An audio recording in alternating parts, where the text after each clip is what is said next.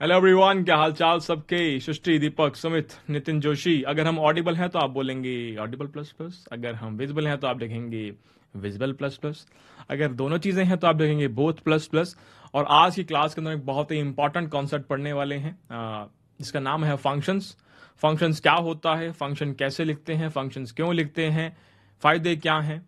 और बहुत सारी प्रॉब्लम स्टेटमेंट सॉल्व करने वाले हैं। बहुत सारा होमवर्क आपको आज हम देने वाले हैं। नियरली 7 से 8 क्वेश्चन आप आज होमवर्क में लेके जाएंगे। क्या बात समझ में आती है मित्रों? क्या बात समझ में आती है मित्रों? जल्दी से बताएंगे। बहुत इंपॉर्टेंट है यार, ये बहुत इंपॉर्टेंट है। इसी के ऊपर काम करने वाला है आगे जाकर, राइट। आगे जाके आपके लिए नॉर्मल हो जाएगा ये, बट अभी अभी के लिए स्टार्टिंग में समझना बहुत इंपॉर्टेंट है। ठीक है, क्या बात समझ में आई? चलो, तो हम बात कर रहे हैं व्हाट इज फंक्शन। फंक्शन होता क्या है, बताओ। व्हाट इज फंक्शन, फंक्शन होता क्या है। मैंने कहा मान लो ये एक ब्लॉक है, और इसको मैंने बोल दिया कि भाई, इसको मैंने बोल दिया कि तुम एक फंक्शन हो। तो फंक्शन का मतलब होता है एक वेल डिफाइंड टास्क करने वाला। इसका एक टास्क वेल डिफाइंड है, ठीक है। इसका एक टास्क डिफाइंड है कि भाई तुम सिर्फ प्रिंट करोगे, भाई तुम सिर्फ कैलकुलेशन करोगे, भाई तुम सिर्फ 5 बार नाम प्रिंट करोगे, तुम सिर्फ a की पावर b निकालोगे, तुम सिर्फ फैक्टोरियल निकालोगे, तुम सिर्फ बायनोमियल कोफिशिएंट निकालोगे, तुम सिर्फ डिस्प्ले करोगे। क्या बात समझ में आती है? क्या बात समझ में आती है? एक ऐसा प्रोग्राम या सब प्रोग्राम मैं कह सकता हूं, एक ऐसा प्रोग्राम होता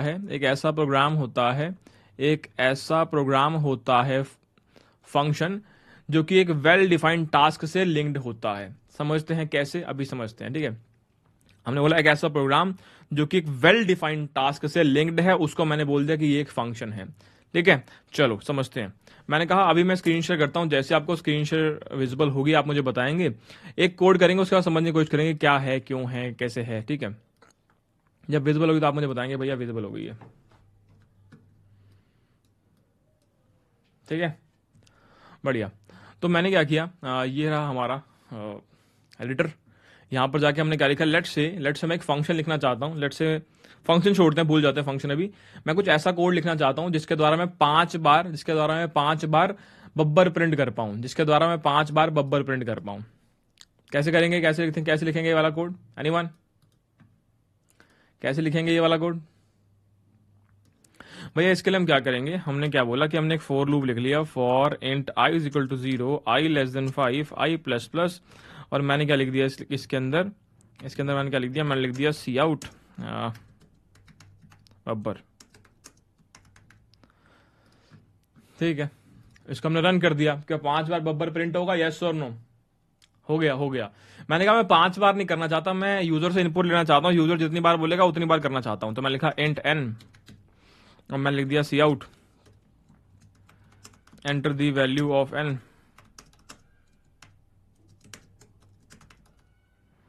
और मैंने इनपुट ले लिया फिर। ठीक है, अब मैंने इसको रन किया, अब देखते हैं क्या होता है। इसने बोला enter the value of n, बोल दिया, और मैंने बोला जी 10। तो 10 बार बब्बर प्रिंट नहीं हुआ, क्यों? क्योंकि हमने यहाँ पे एन चेंज ही नहीं करा। यहाँ पे लूप के अंदर भी एन चेंज करना पड़ेगा। ठीक है, अब यहाँ फिर दोबारा रन करते हैं, एक बार। ठीक है, फिर से एक बार रन किया, इन्हें बोला enter the value of n, मैंने बोला जी 10। उसने 10 बार बब्बर प्रिंट कर दिया। क्या ये बात समझ में आई हमें? यस और नो? ठीक है, बहुत बढ़िया। मैंने बोला कि यार मैं क्या चाहता हूँ, मैं ना फिर से ये चीज़ करना चाहता हूँ, दोबारा करना चाहता हूँ, 2 बार करना चाहता हूँ। ठीक है, तो मैंने फिर दोबारा मैंने ये कोड कॉपी कर लिया, और मैंने इसे यहीं पे पेस्ट कर दिया। ठीक है, अब चलाता हूँ, देखते हैं क्या होता है। तो मैंने enter the value of n, मैंने बोला 5। उसने 5 बार बब्बर प्रिंट कर दिया। उसने दोबारा पूछा enter the value of n, मैंने बोला जी 6। उसने 6 बार प्रिंट कर दिया। मैंने कहा यार मैं क्या चाहता हूँ, मैं फिर दोबारा प्रिंट कराना चाहता हूँ इसको, फिर दोबारा शुरू से लिखता हूँ। तो मैंने फिर से कॉपी पेस्ट कर दिया कोड, इसको फिर से रन किया, ठीक है। यहाँ पे enter the value of n, मैंने बोला जी 3 बार आ गया। उसने बोला फिर से बताओ, मैंने कहा 5 बार आ गया। उसमें फिर से बताओ, मैंने कहा 9 बार आ गया। ठीक है, ऐसे करके मैं बार बार वो चीज तो करवा पा रहा हूं, बार बार बब्बर प्रिंट तो करवा पा रहा हूं, बट एक इश्यू है। जब मैं इस प्रकार कोड करता हूं, ये वाली स्ट्रैटेजी फॉलो करता हूं, तो क्या हो रहा है, मेरा कोड ना बड़ा होता जा रहा है। सेम चीज कॉपी पेस्ट कर रहा हूं, पर कोड ना बहुत बल्कि होता जा रहा है। यस और नो? कोड बहुत ज्यादा लेंदी होता जा रहा है, राइट। कोड बहुत ज़्यादा लेंदी होता जा रहा है। तो मैंने कहा अगर मैं इस प्रकार कॉपी पेस्ट वाली स्ट्रैटेजी का यूज़ करता हूँ तो मेरा कोड बहुत लेंदी हो जाता है, मेरा कोड बहुत बल्कि हो जाता है। यस और नो, यस और नो, यस और नो, बहुत बढ़िया। और मैंने कहा मैं रीयूज नहीं कर रहा, एक कोड मैंने ऑलरेडी लिख लिया है, ठीक है, मैं उसी कोड के स्निपेट को, उसी कोड ब्लॉक को यूज नहीं कर रहा हूं, मैं कॉपी पेस्ट कर रहा हूं, ठीक है, तो मैं रीयूज नहीं कर रहा, मैं रीयूज नहीं कर रहा, ठीक है। मैंने बोला अगर मान लो किसी एक कोड में गलती होती, जहां से हमने कॉपी किया उस कोड में कोई गलती थी, तो जितनी बार भी कॉपी किया हर जगह वो गलती आ जाएगी, हर जगह वो गलती आ जाएगी। यस और नो, बिल्कुल सही बात है। लेट से मैंने किस जगह पे इंट की जगह ITN लिख दिया होता तो वो सारे के सारे कोड के अंदर सेम गलती हो जाएगी, राइट। लेट से कोई लॉजिकल मिस्टेक होती, अभी तो यहाँ पे सिर्फ नाम प्रिंट करें, बट लेट से कोई लॉजिकल मिस्टेक होती तो जहां जहां कॉपी पेस्ट किया हर जगह वो लॉजिकल मिस्टेक आ जाएगी। तो यानी मेरा कोड बगी भी हो सकता है, इस स्ट्रैटेजी के द्वारा कोड बगी भी हो सकता है, राइट। और लेट से मैंने बार बार कॉपी कर दिया, अभी तो मैंने सिर्फ 3 बार कॉपी किया तो मेरा कोड जो है 40 लाइन का बन गया। लेट से मैंने 30 बार कॉपी किया होता तो मेरा कोड तो 400 लाइन का बन जाता। क्या 400 लाइन का कोड मेरे लिए, वो भी सिर्फ एक छोटे प्रिंट वाले काम के लिए रीडेबल कोड मानूंगा मैं उसको? क्या मैं उसको रीडेबल कोड मानूंगा? मैं नहीं मानूंगा उसको। तो ये कॉपी पेस्ट वाली स्ट्रैटेजी के बहुत सारे ड्रॉबैक्स मुझे दिख रहे हैं। मेरा कोड बहुत बड़ा हो जाता है, अगर कहीं पर एक जगह पर गलती थी तो वो हर जगह गलती रिपीट हो जाती है। कोड मैंने रीयूज ही नहीं किया, ठीक है, और कोड मेरा रीडेबल ही नहीं है। मेरे को एक छोटा सा काम करना था, प्रिंट करना था, उसके लिए मैंने 400 लाइन का कोड लिख दिया। एक छोटा सा काम था प्रिंट करना, उसके लिए मैंने 400 लाइन का कोड लिख दिया। रीडेबिलिटी कहाँ आ गई भाई? कहाँ है रीडेबिलिटी? क्या बात समझ में आती है? क्या बात समझ में आती है? तो यहां पर हम गलती कर रहे हैं, यहां पर हम गलती कर रहे हैं, ठीक है, यहां पर हम गलती कर रहे हैं, इसको हमें सुधारना है। इस गलती को सुधारने के लिए हम फंक्शंस का यूज करते हैं। फंक्शन क्या कहता है? फंक्शन कहता है, सुनो मेरी बात, तुम मुझे बताओ क्या करना है और सिर्फ मुझे बता देना, मुझे बुला लेना, मैं वो करके दे दूंगा, ठीक है। मान लेते हैं कि एक अंकल हैं जिनका काम है बब्बर प्रिंट करना। तुम बस अंकल को बोलोगे अंकल बब्बर प्रिंट कर देना, अब वो अपने आप संभाल लेंगे आगे। तुम्हारा दोबारा मन कर रहा है, दोबारा अंकल बब्बर प्रिंट कर देना, वो अपने आप संभाल लेंगे। तुम्हें बार बार कोड लिखने की नीड नहीं है, तुमने बस अंकल को बताना है। अब जिम्मेदारी किसकी? अंकल की है। क्या बात समझ में आती है? एक सिंपल एग्जांपल समझते हैं, तुम्हें अपने घर के अंदर इंटीरियर करवाना है, तुम्हें अपने घर के अंदर इंटीरियर करवाना है, ठीक है, पर तुम हो कंजूस, ठीक है, और तुमने बोला तुम किसी इंटीरियर डिजाइनर को हायर नहीं करोगे, तो तुमने क्या बोला कि मैं खुद ही करूंगा। अब तुम खुद देखने जा रहे हो फ्लोरिंग क्या करवाऊं, खुद देखने जा रहे हो दीवार पे क्या करवाऊं, खुद देखने जा रहे हो छत पे क्या करवाऊं, खुद देखने जा रहे हो पेंट कौन सा करवाना है, तो तुम्हारा बहुत ज्यादा टाइम व्यर्थ हो रहा है और तुम एक्सपीरियंस भी नहीं हो तो तुम गलती भी कर सकते हो। बट एक और तरीका क्या है कि हमने एक इंटीरियर डिजाइन हायर कर लिया, उसका काम ही इंटीरियर करना भाई, उसका काम है वो वेल डिफाइंड, ठीक है, तुमने उसको बोला भाई इंटीरियर कर दे, वो कर देगा अपने आप, वो कर देगा, खत्म, सारी दिक्कत खत्म, ठीक है। अगर कहीं पर गलती होती है, तुम्हें कहीं दुकानदारों को पकड़ना नहीं जानते, तुम्हें सिर्फ उस अंकल को पकड़ना है, उस इंटीरियर डिजाइनर को पकड़ना है कि भाई तूने गलती करी है, राइट। तो एक बार समझते हैं इसके बात का मतलब क्या है, इस एनालॉजी का मतलब क्या है, एक बार देखते हैं। जैसे स्क्रीन विजुअल होगी तो समझते हैं। स्क्रीन विजुअल हो तो बताना मुझे विजुअल है। मैं थोड़ा खतरनाक एग्जाम्पल दूं, देते हैं, अभी देते हैं। विजुअल हो गई, बहुत बढ़िया। तो मैंने क्या बोला कि रादर देन मैं इस प्रकार से कोड लिखूं, मैं एक फंक्शन क्रिएट करूंगा। अब एक फंक्शन कैसे क्रिएट करते हैं, मैंने लिखा यहां पर वॉइड, वॉइड, और मैं लिख दिया यहां पे प्रिंट नेम, ठीक है, मैं सब समझाऊंगा, चिंता मत करना। यहां मैंने वैल्यू भेज दी n, ठीक है, और इसके अंदर मैंने या फिर लेट से एन वैल्यू भी नहीं भेजी अभी, सिंपल मैंने इसके अंदर क्या किया, इसके अंदर मैंने अपना ये वाला कोड जो है कॉपी कर दिया,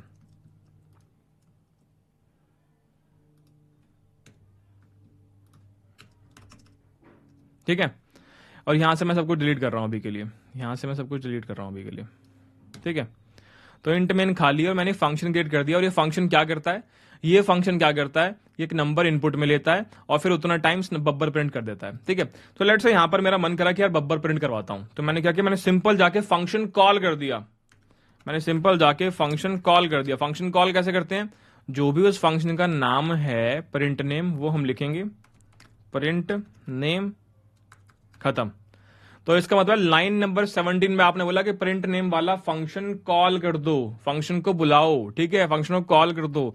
तो आप इस लाइन को जब एग्जीक्यूट करेंगे लाइन नंबर 17 से आप सीधा कहां पहुंच जाएंगे, लाइन नंबर 4 पे। अब लाइन नंबर 4 के बाद ये जो करली ब्रैकेट है, ये सारी की सारी बॉडी इनके बीच के, यानी ये सारा का सारा कोड आप एग्जीक्यूट करोगे।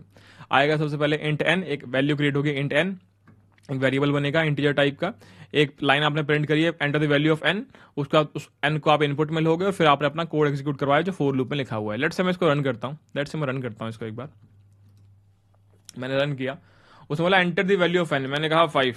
क्या बब्बर 5 बार प्रिंट हुआ, यस और नो, यस और नो, यस और नो। दोबारा समझते हैं, ये तो हमने यहां पे समझ लिया, एक बार दोबारा कैनवस पे समझते हैं, ठीक है। हमने कहा बहुत सिंपल चीज है, ज्यादा इसको हम कॉम्प्लेक्स नहीं करेंगे। हमने बोला फंक्शन बेसिकली क्या है कि एक कोई ऐसा टास्क है जो कि आपको बार बार करना पड़ रहा है, एक कोई ऐसा टास्क है जो कि आपको बार बार करना पड़ रहा है, तो आपने एक ही जगह पर उसका कोड लिख लिया और उसी कोड का बार बार रेफर करते जा रहे हो, उसी कोड का बार बार रेफर करते जा रहे हो, ठीक है। लेट्स से आपका काम ये है, आपका काम ये है कि आपको एस का ही वैल्यूज देनी होती है। एक व्यक्ति आपके पास आता है, आपसे पूछता है ए की एस का वैल्यू क्या है, बी की एस का वैल्यू क्या है, तो आपको बार बार ना आपके एस का टेबल पे देखना पड़ता है, राइट, यस और नो, ठीक है, यस और नो। तो एसकाई टेबल का आप मान सकते हो कि हाँ ये मेरा फंक्शन है, मैं बार बार इसको रेफर कर रहा हूँ, बार बार मैं इसको रेफर कर रहा हूँ, बार बार मैं इसको रीयूज कर रहा हूँ, ठीक है, ऐसा कुछ समझ सकते हैं। तो अभी क्या हुआ, मैं आपको एक चीज समझाता हूँ फंक्शन कॉल स्टैक नाम की, ठीक है, आराम से नॉर्मल लेवल समझते हैं। एक फंक्शन जब मुझे क्रिएट करना होता है उसका सिंटैक्स समझ जाता है, सिंटैक्स क्या है फंक्शन क्रिएट करने का। मैंने बोला सबसे पहले आपका आता है रिटर्न टाइप, कि आपका जो फंक्शन है वो किस प्रकार की वैल्यू को रिटर्न करेगा। क्या वो एक इंटीजर वैल्यू होगी, क्या वो एक फ्लोट वैल्यू होगी, क्या वो एक बूलियन होगा, क्या वो एक स्ट्रिंग होगी, क्या वो एक एबीसीडी, कोई भी एक डेटा टाइप हो सकता है, राइट। सबसे पहले आप रिटर्न टाइप लिखोगे, भैया वो तो कुछ रिटर्न ही नहीं करता मेरा फंक्शन, वो सिर्फ प्रिंट करता है। अगर वो कुछ रिटर्न नहीं करता तो मैं कौन सा डेटा टाइप यूज करता हूं, वॉइड यूज करता हूं, कि भैया ये फंक्शन को रिटर्न नहीं करता, वॉइड यूज कर लो, बहुत बढ़िया। रिटर्न टाइप के बाद अगली चीज जो आती है वो आती है मेरी फंक्शन नेम, वो आती है फंक्शन नेम। फंक्शन नेम क्या होता है, जैसे लेट से तुम्हारा जो फंक्शन है वो क्या काम करता है, वो प्रिंट करने का काम करता है, तो तुमने उसका नाम रख दिया प्रिंट, फंक्शन का नाम प्रिंट कर दिया। लेट्स से कोई फंक्शन है वो किसी एक्सप्रेशन को कैलकुलेट करता है, तुमने उसका नाम रख दिया कैलकुलेट एक्सप्रेशन। लेट्स से कोई फंक्शन है जो कि दो नंबर के बीच में बताता है कि कौन सा मैक्सिमम है, तुमने उसका नाम रख दिया मैक्सिमम। लेट्स से कोई फंक्शन है जो कि दो नंबर की एवरेज आपको रिटर्न करता है, तो आपने बोल दिया एवरेज। क्या बात समझ आती है, कोई लॉजिकल रीडेबल नेम जिसको नाम को पढ़ के आपको आधी बात समझ में आ जाए कि फंक्शन क्या करता होगा, नाम को पढ़ते ही आपको आधी बात समझ में आ जाए कि फंक्शन क्या करता होगा। एक बच्चा कहता आज वर्ड समझ में आया, धीरे धीरे सबको समझ में आएगा दोस्त, ठीक है। फंक्शन नेम का मुझे ऐसे ये ब्रैकेट्स, राउंडेड ब्रैकेट्स यूज करने हैं, ठीक है। इन राउंडेड ब्रैकेट के अंदर आपके क्या क्या चीज आएंगी, इन राउंडेड ब्रैकेट के अंदर आपके इनपुट पैरामीटर्स आएंगे, इनपुट पैरामीटर्स आएंगे, ठीक है। ये क्या होते हैं आगे जाके समझेंगे, आगे जाके समझेंगे। और यहां पर आपके करली ब्रेसेस आएंगे, इन करली ब्रेस के अंदर आपकी पूरी की पूरी फंक्शन की बॉडी होगी, इनके अंदर फंक्शन की बॉडी होगी जो कोड आप लिखना चाहते हैं। तो क्या हमें ये सिंटैक्स समझ में आया, क्या हमें ये सिंटैक्स समझ में आया। सबसे पहले मैंने बोला आपके पास रिटर्न टाइप होगा जो कि इंट हो सकता है, वॉइड हो सकता है, फ्लोट हो सकता है, कोई भी प्रकार का डेटा टाइप हो सकता है। क्या बात समझ में आई। वॉइड मतलब एम्प्टी, आप कोई भी डेटा रिटर्न नहीं कर रहे हो, वॉइड मतलब एम्प्टी, आप कोई भी डेटा रिटर्न नहीं कर रहे हो। इंट मतलब इंटीजर, आप इंटीजर रिटर्न कर रहे हो, रिटर्न मतलब वापस करना, अभी समझेंगे वापस करना मतलब क्या होता है।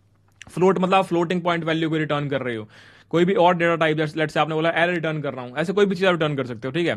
फंक्शन नेम, यहां पे कुछ लॉजिकल और मीनिंगफुल नेम्स होने चाहिए, ठीक है, कुछ मीनिंगफुल नेम्स होने चाहिए जिससे आधी बात वहीं पता लग जाए कि फंक्शन करता क्या होगा, ठीक है। यहाँ पर इनपुट पैरामीटर, आप इनपुट में कुछ दोगे ना, सॉल्व करेंगे। लेट से मैंने बोला कि v square minus u square is equals to 2as, ये वाली एक्सप्रेशन मुझे सॉल्व करनी है, मुझे यहाँ पर s की वैल्यू निकालनी है, और मैंने यहाँ पे अगर मुझे s की वैल्यू निकालनी है तो कॉमन सेंस की बात है v u और a मुझे इनपुट में देना पड़ेगा, राइट।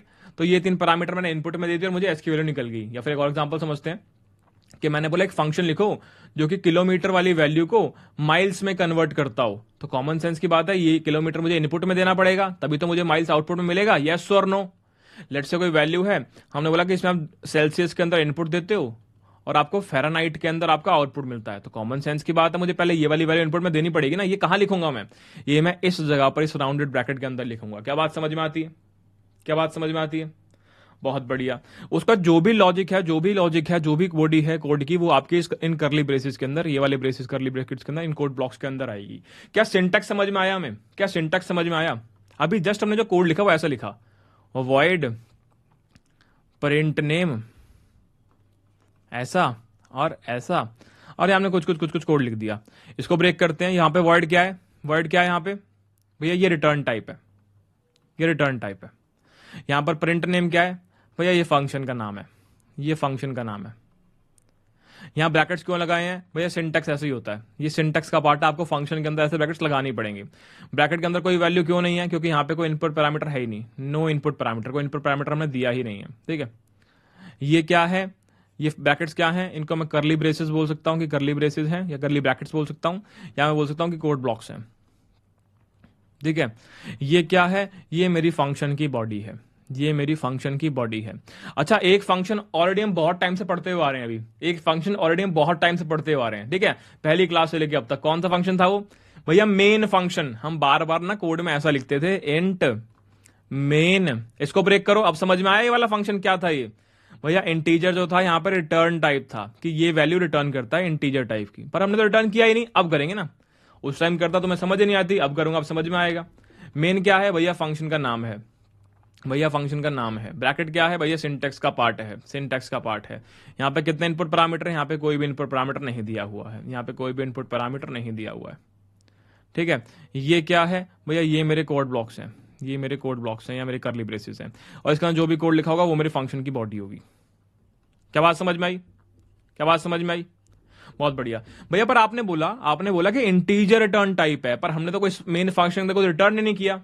अब हम एक प्रैक्टिस फॉलो करेंगे कि यहां पर हमेशा इंटीजर व इंट मेन वाले फंक्शन के अंदर रिटर्न जीरो करेंगे। अब हम ये प्रैक्टिस फॉलो करेंगे कि जब हम इंट मेन लिख रहे हैं, हम यहां पे हमेशा इस कर्ली ब्रेक से पहले रिटर्न जीरो करें। रिटर्न जीरो का मतलब क्या होता है? रिटर्न जीरो का मतलब क्या होता है? वाई रिटर्न जीरो ही क्यों करना है? रिटर्न जीरो ही क्यों करना है? रिटर्न जीरो का मतलब ये होता है, हम ये इंडिकेट कर रहे होते हैं कि हमारा जो मेन वाला फंक्शन है, हमारा मेन वाला फंक्शन सक्सेसफुली एग्जीक्यूटेड हो गया है, सक्सेसफुली एग्जीक्यूशन हो चुका है। मैंने बोला जो मेरा मेन फंक्शन था ना, ये वाला फंक्शन, इसका पूरा का पूरा एग्जीक्यूशन सक्सेसफुली हो गया है, कोई भी इश्यू नहीं आया है। इसको दर्शाने के लिए हम यहां पर रिटर्न जीरो करते हैं। क्या बात समझ में आई? क्या इतनी बात समझ में आती है? ठीक है, बहुत बढ़िया। वाई जीरो, जीरो का मतलब है सक्सेसफुल एग्जीक्यूशन। जीरो का यहां पे एक मीनिंग है, वो है सक्सेसफुल एग्जीक्यूशन। क्या बात समझ में आती है? Why void is not used. अगर आप यहां पर वॉइड यूज करना चाहें, वॉइड मेन, तो वॉइड मेन भी लिख सकते हैं, कोई इश्यू नहीं है, आपके ऊपर डिपेंड करता है आप इंट मेन वाला सिंटैक्स फॉलो करेंगे या फिर आप वॉइड मेन वाला सिंटैक्स फॉलो करेंगे। ठीक है, चलो ये बात समझ में आई। रिटर्न जीरो का मतलब है सक्सेसफुल एग्जीक्यूशन, सिंपल। वन का मतलब नहीं है, जीरो का मतलब सक्सेसफुल एग्जीक्यूशन होता है यहाँ पे, ठीक है। जो चीजें पहले से डिफाइंड है कि हाँ यहाँ पर जीरो को सक्सेसफुल एग्जीक्यूशन मानेंगे, तो वही चीज हम यहाँ पे कर रहे हैं, ठीक है। ठीक है जी। अब आपको बहुत सारे दिमाग में क्वेश्चंस आएंगे जो आपको एक बार फाइंड आउट करना है, खुद से एक बार एक्सप्लोर करना है, ठीक है। एक चीज है इस पर हमने गौर किया बहुत ज्यादा। पहली चीज होती थी एक्सप्लोरेशन, और दूसरी चीज होती थी स्पून फीडिंग, ठीक है। अब इसकी बात कर लेते हैं एक बार। जितना मैंने ऑब्जर्व किया है, आप सभी का इंटेंट ना ज्यादा स्पून फीडिंग की तरफ है कि मैं यहाँ पे 2 घंटे क्लास के अंदर बैठूंगा और मेरे को बस स्पून फीड कर दो, हर चीज मेरे मुंह में डाल दो और बस मैं वही सीख के सो जाऊंगा, ठीक है। ऐसा नहीं करना दोस्त, हमें यहाँ पे प्रैक्टिस करनी है एक एक्सप्लोरेशन वाली। कि लेट्स से मैंने आपको इतना कॉन्सेप्ट बता दिया कि इंट ये होता है, मेन ये होता है, ये रिटर्न टाइप है, ये फंक्शन नेम है, ये ब्रैकेट है, ये सिंटैक्स है, ये कोड ब्लॉक्स है, ये बॉडी है, ठीक है। यहां पर आपके मन में डाउट आने चाहिए कि यार एक मेन का फंक्शन है, क्या मैं एक और मेन का फंक्शन क्रिएट कर सकता हूं? पहला डाउट, क्या मैं यहां पर एक भी इनपुट पैरामीटर नहीं है, क्या मैं यहां पर कुछ इनपुट पैरामीटर दे सकता हूं? या फिर क्या यहां पर रिटर्न जीरो कर रखा है, क्या मैं यहां रिटर्न वन कर सकता हूं? क्या मैं यहां रिटर्न कोई नेगेटिव वैल्यू कर सकता हूं? अगर ये करूंगा तो क्या होगा? ये सारे डाउट आपके मन में आना चाहिए, और फिर आपको इनको खुद से एक बार टाइप करके देखना है क्या बिहेवियर आ रहा है आपके आईडी का इन सारे चेंजेस पर। अगर आप इस प्रकार से ये सारी चीजें खुद से करेंगे तो तब जीवन में आगे बढ़ जाएंगे, यहां भी और किस कंपनी को ज्वाइन करेंगे वहां पर भी। बट अगर आप सिर्फ इस पर डिपेंडेंट रहेंगे स्पून फीडिंग के ऊपर, तो आप जीवन में आगे नहीं बढ़ पाएंगे, क्योंकि जब आप कंपनी ज्वाइन करेंगे स्पून फीडिंग बिल्कुल नियरली 0 से 1% की होती है, बाकी 99% आप खुद अपने एंड से एफर्ट मार रहे होते हैं। क्या बात समझ में आती है? एग्जाम्पल ऑफ इनपुट पैरामीटर जब करेंगे समझ में आएगा, भी नहीं पढ़ा ना उसके बारे में ज्यादा, जब करेंगे क्वेश्चन उसके ऊपर समझ में आ जाएगा, ठीक है। बढ़िया, ये बात समझ में आई। ऐसे फॉलो करना, एक्सप्लोरेशन वाली प्रैक्टिस फॉलो करो, ठीक है। जब जैसे लेट से यहाँ पे मैंने ये लिख दिया, एक बच्चा कह रहा है रिटर्न वन पे क्या होता है, रिटर्न -1 पे क्या होता है। रादर देन तुम मुझसे पूछो, तुम खुद सोचो रिटर्न जीरो में जीरो हटा के 1 लिखने में तुम्हें कितना टाइम लगता, ठीक है। स्पून फीडिंग हम ठीक है एक लेवल में मैं करूंगा, क्योंकि तुम बच्चे हो, स्टार्टिंग में थोड़ा बहुत स्पून फीड मुझे करना पड़ेगा, बट मेजर प्रैक्टिस जो है फॉलो करनी है वो है कि तुम्हें एक्सप्लोरेशन करनी कि मैं तुम्हें बोलूँ यार मैं ये बताऊं तुम्हें, तो तुम बोलो नहीं भी आप खुद कर लेंगे, नहीं भी आप खुद कर लेंगे। क्या बात समझ में आती है? उससे मुझे मजा आएगा कि यार बच्चे कितने मेहनती हैं, खुद से करना चाहते हैं। मुझे मेरा डिसीजन उससे चेंज नहीं होगा, मेरा तो अगर मेरा मन है पढ़ाने का मैं पढ़ाऊंगा, अगर मेरा मन नहीं होगा मैं नहीं पढ़ाऊंगा, राइट। पर अगर तुम ऐसे बोलोगे तो मुझे लगेगा कि बंदा सही में पढ़ना चाहता है, भाई खुद एफर्ट मारना चाहता है, ठीक है। तो ये बहुत इंपॉर्टेंट है बताना, एक्सप्लोरेशन फोकस करो थोड़ा सा। ये मेरा फीडबैक है, तुम मुझे फीडबैक दो ना बहुत सारे, भैया ये फास्ट चल रहा है, भैया स्लो चल रहा है, ये मेरा फीडबैक है तुम्हारे लिए कि तुम एक्सप्लोरेशन कम करते हैं, तुम एक्सप्लोरेशन कम करते हो, एक बार देख लेना, ठीक है। चलो इतना समझ में आया, इतना समझ में आया। अभी हमें ये समझ में आ गया एक फंक्शन होता क्या है, एक फंक्शन होता क्या है। भैया एक फंक्शन एक ऐसा प्रोग्राम है जो कि एक वेल डिफाइंड टास्क करता है, जो कि एक वेल डिफाइंड टास्क करता है, ठीक है। ये बात समझ में आई। एक फंक्शन के अंदर जो कोड होता है उसे हम बार बार रीयूज कर रहे होते हैं, बार बार उसको रेफर कर रहे होते हैं, बार बार उसको रेफर कर रहे होते हैं। लेट्स से इस फंक्शन के कोड में कोई बग है, कोई दिक्कत है, कोई इश्यू है, तो क्या मुझे बहुत सारी जगह जाकर चेंजेस करने पड़ेंगे? नहीं, मुझे सिर्फ उस फंक्शन के अंदर चेंज करना पड़ेगा। मुझे सिर्फ उस फंक्शन की बॉडी में जाकर जहां पर भी लॉजिकल मिस्टेक है, वन टाइम उसको चेंज करना पड़ेगा, वो ठीक हो जाएगा। क्या मेरा फंक्शन रीडेबल होगा? जहां पहले वो एक सिंगल चीज के लिए 400 लाइन ले रहा था, उस चीज को हमने यहां पे 10 लाइन में लिख दिया। अब 400 लाइन पढ़ने में ज्यादा आसान होती है, 10 लाइन पढ़ने में ज्यादा आसान होती है? भैया ये कॉमन सेंस वाली बात है, यही सारी 10 लाइन आसान होगी, राइट? और सेम लॉजिक की बात कर रहा हूं मैं, ठीक है।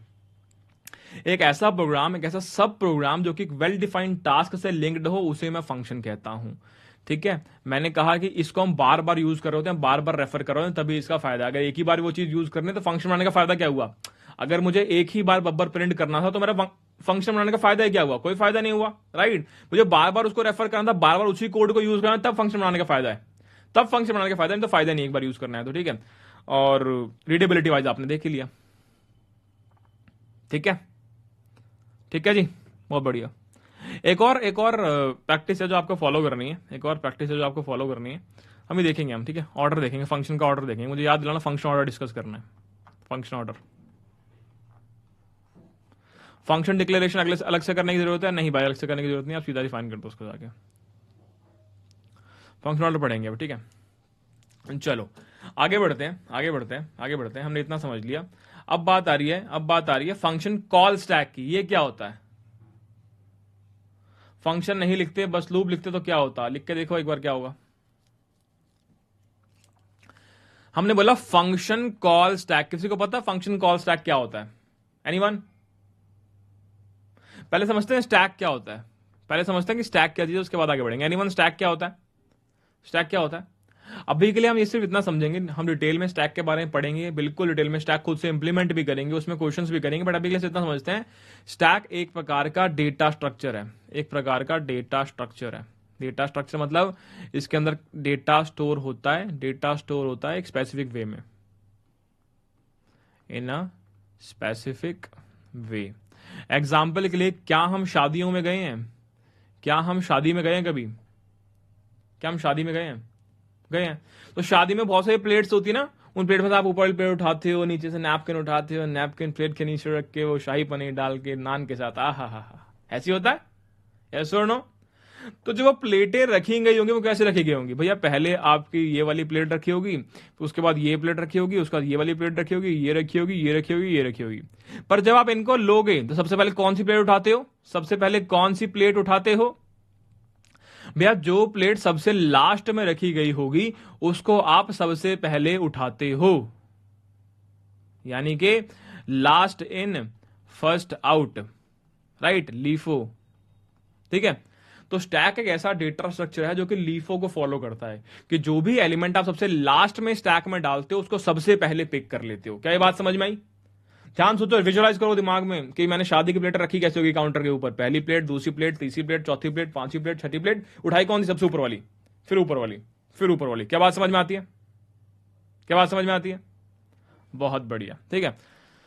तो ये मैं समझ में आया, एक डेटा स्ट्रक्चर है जो कि लीफो ऑर्डरिंग फॉलो करता है। फंक्शन कॉल स्टैक क्या होता है वो समझ लेते हैं। तो मैंने कहा तब तो एक स्टैक क्रिएट करते हैं। आपका स्टैक ऐसे क्रिएट करते हैं हमेशा हम, ठीक है। ये आपका हमने एक स्टैक क्रिएट कर दिया, ठीक है। एक फंक्शन कॉल स्टैक क्या होता है? दर्शाता है कि आपके कौन कौन से फंक्शन, अभी के लिए सिर्फ इतना समझेंगे और डिटेल में इसको समझेंगे जब रिकर्जन पढ़ रहे होंगे। अभी सिर्फ इतना समझते हैं, फंक्शन कॉल स्टैक दिखाता है कि आपके कौन फंक्शन कॉल का ऑर्डर क्या रहा है, कौन से फंक्शन कॉल पहले गई है, कौन सी फंक्शन कॉल बाद में गई है, एक फंक्शन कॉल के अंदर कौन कौन से वेरिएबल्स क्रिएट हुए हैं और किस फंक्शन ने, दोबारा समझते हैं। मैंने बोला कि कौन कौन सी फंक्शन कॉल गई है वो आपको फंक्शन कॉल स्टैक देख के पता लग जाएगा। किस फंक्शन ने दूसरे फंक्शन को कॉल किया है, दूसरे फंक्शन को कॉल किया है, वो भी आपको यहां पता लग जाएगा, ठीक है। और फंक्शन के कौन कौन से लोकल वेरिएबल्स हैं, कौन कौन से लोकल वेरिएबल्स हैं वो आपको इससे पता लग जाएगा, ठीक है। और फंक्शन क्या रिटर्न कर रहा है, फंक्शन क्या रिटर्न कर रहा है वो भी आपको इससे पता लग जाएगा, ठीक है जी। बहुत बढ़िया। सबसे पहले मुझे बताओ, जब भी आप किसी फंक्शन का एग्जीक्यूट, किसी भी प्रोग्राम को एग्जीक्यूट करते हैं सी प्लस प्लस के अंदर, कौन सा फंक्शन सबसे पहले कॉल होता है? भैया सबसे पहले कॉल होता है मेन फंक्शन। तो हमने यहां पर बोला सबसे पहले मेरा मेन फंक्शन कॉल हुआ। और जो कोड हमने अभी जस्ट अभी लिखा, जहां पर हम लिखा कि यार ये मेरा मेन फंक्शन है और इस मेन फंक्शन में हमने कॉल कर दिया प्रिंट नेम को। तो मेन फंक्शन ने किसको कॉल किया है? मेन फंक्शन ने किस फंक्शन को कॉल किया है? मेन फंक्शन ने प्रिंट नेम वाले फंक्शन को कॉल किया। तो यानी कि इस फंक्शन के बाद यहां पर अगला फंक्शन क्या आएगा? यहां पर अगला फंक्शन आएगा प्रिंट नेम। ठीक है, अब यहां पे क्या हुआ? प्रिंट नेम वाले फंक्शन के अंदर मैं गया, प्रिंट नेम वाले फंक्शन के अंदर मैं गया, और प्रिंट नेम वाले फंक्शन के अंदर उसने मेरे से एक वेरिएबल क्रिएट किया, उसने उसको इनपुट में लिया और उसने फॉर लूप के द्वारा चीजों को प्रिंट कर दिया। बहुत बढ़िया। अब जैसे ही प्रिंट नेम वाला फंक्शन ये वाले ब्रैकेट पे पहुंचेगा तो क्या होगा? जैसे प्रिंट नेम वाला ये वाला ब्रैकेट पहुंचेगा तो क्या होगा? यानी कि प्रिंट नेम वाला फंक्शन खत्म हो गया, ये फंक्शन कंप्लीट हो गया, इस फंक्शन का एग्जीक्यूशन जो है वो कंप्लीट हो गया। तो क्या होगा? जहां से इसको कॉल किया गया था, लाइन नंबर 3 से इसको कॉल किया गया था, अब ये वहां पे वापस आएगा। तो यानी कि यहां से ये पहुंचा यहां पे, मेन से कॉल आई यहां पे, यहां से ये पहुंचा यहां पे, यहां से ये एग्जीक्यूशन हुआ, फिर ये वापस आया और फिर ये नीचे की लाइन एग्जीक्यूट होने लग गई। क्या फ्लो समझ में आया? क्या फ्लो समझ में आया? दोबारा समझते हैं। मैंने बोला सबसे पहले मेन फंक्शन आया, मेन फंक्शन ने कॉल किया प्रिंट नेम को, प्रिंट नेम को कॉल किया तो वो पहुंचा प्रिंट नेम वाले फंक्शन की डिक्लेरेशन पे। यहां पे हम आए, इसने पूरा पूरा कोड एग्जीक्यूट किया, जैसे ही ये वाला ब्रैकेट आया ये वापस पहुंचा यहां पे और ये नीचे वाली लाइन एग्जीक्यूट करनी शुरू कर दी। क्या फ्लो समझ में आया? क्या फ्लो समझ में आया? बढ़िया। इसी प्रकार अगर हम देखें तो क्या हुआ? प्रिंट नेम वाला जो फंक्शन था उसने सब कुछ प्रिंट कर लिया, उसने सब कुछ प्रिंट कर लिया। अब जैसे ये वाला फंक्शन एग्जीक्यूट हो जाता है पूरा, तो ये क्या होता है? ये पॉप हो जाता है, तो ये हट जाता है स्टैक से, ये हट गया। तो आपका अब क्या स्टेट आपके स्टैक की? अब आपका स्टैक ऐसा दिख रहा है, अब मेन वाला फंक्शन दिख रहा है। अब मेन वाले फंक्शन के अंदर आपको याद होगा प्रिंट नेम के बाद हमने क्या लिखा हुआ है? रिटर्न 0 लिखा हुआ है। ठीक है, तो क्या होगा? इसका मतलब इस मेन ने रिटर्न कर दिया 0 और ये भी यहां से हट गया, आपका फंक्शन कॉल स्टैक एम्प्टी हो गया। क्या बात समझ में आई? क्या बात समझ में आई? दोबारा समझेंगे इसको, दोबारा समझेंगे। मैंने क्या बोला? आपका कोड ना इस प्रकार लिखा हुआ है, मैंने बोला आपका कोड लिखा हुआ है इस प्रकार। सबसे पहले यहां पर एक मेन फंक्शन है, मेन फंक्शन में हमने लिखा हुआ है एक फंक्शन प्रिंट ए, एक फंक्शन है उसका नाम है प्रिंट ए। यहां पर हमने एक वैल्यू भेजी हुई है ए नाम की। ठीक है, सॉरी सेमीकोलन गलत लगा दिया। ठीक है, और हमने यहां पे कर दिया रिटर्न 0। फिर हमने यहां पे एक फंक्शन लिख दिया प्रिंट ए वाला। ठीक है, और मैंने बोला कि यहां पर ना इनपुट पैरामीटर में, यहां पर इनपुट पैरामीटर में एक वैल्यू आई है इंट ए टाइप की, इसको मैंने प्रिंट करा दिया सी आउट ए। और आपने फंक्शन कॉल कर दिया एक प्रिंट बी, यहां पे वैल्यू भेज दी बी नाम की। ठीक है, और ये बंद हो गया। ठीक है, ये वॉइड टाइप का है, ये इंटीजर टाइप का है। यहां पे आपने फंक्शन लिख दिया प्रिंट बी, यहां पे एक वैल्यू भेज दी इंटीजर बी, यहां प्रिंट कर दिया सी आउट बी, यहां बोल दिया हमने प्रिंट, यहां कुछ भी नहीं प्रिंट कर रहे हम। ठीक है, इसको हमने बंद कर दिया, ये भी वॉइड टाइप का है।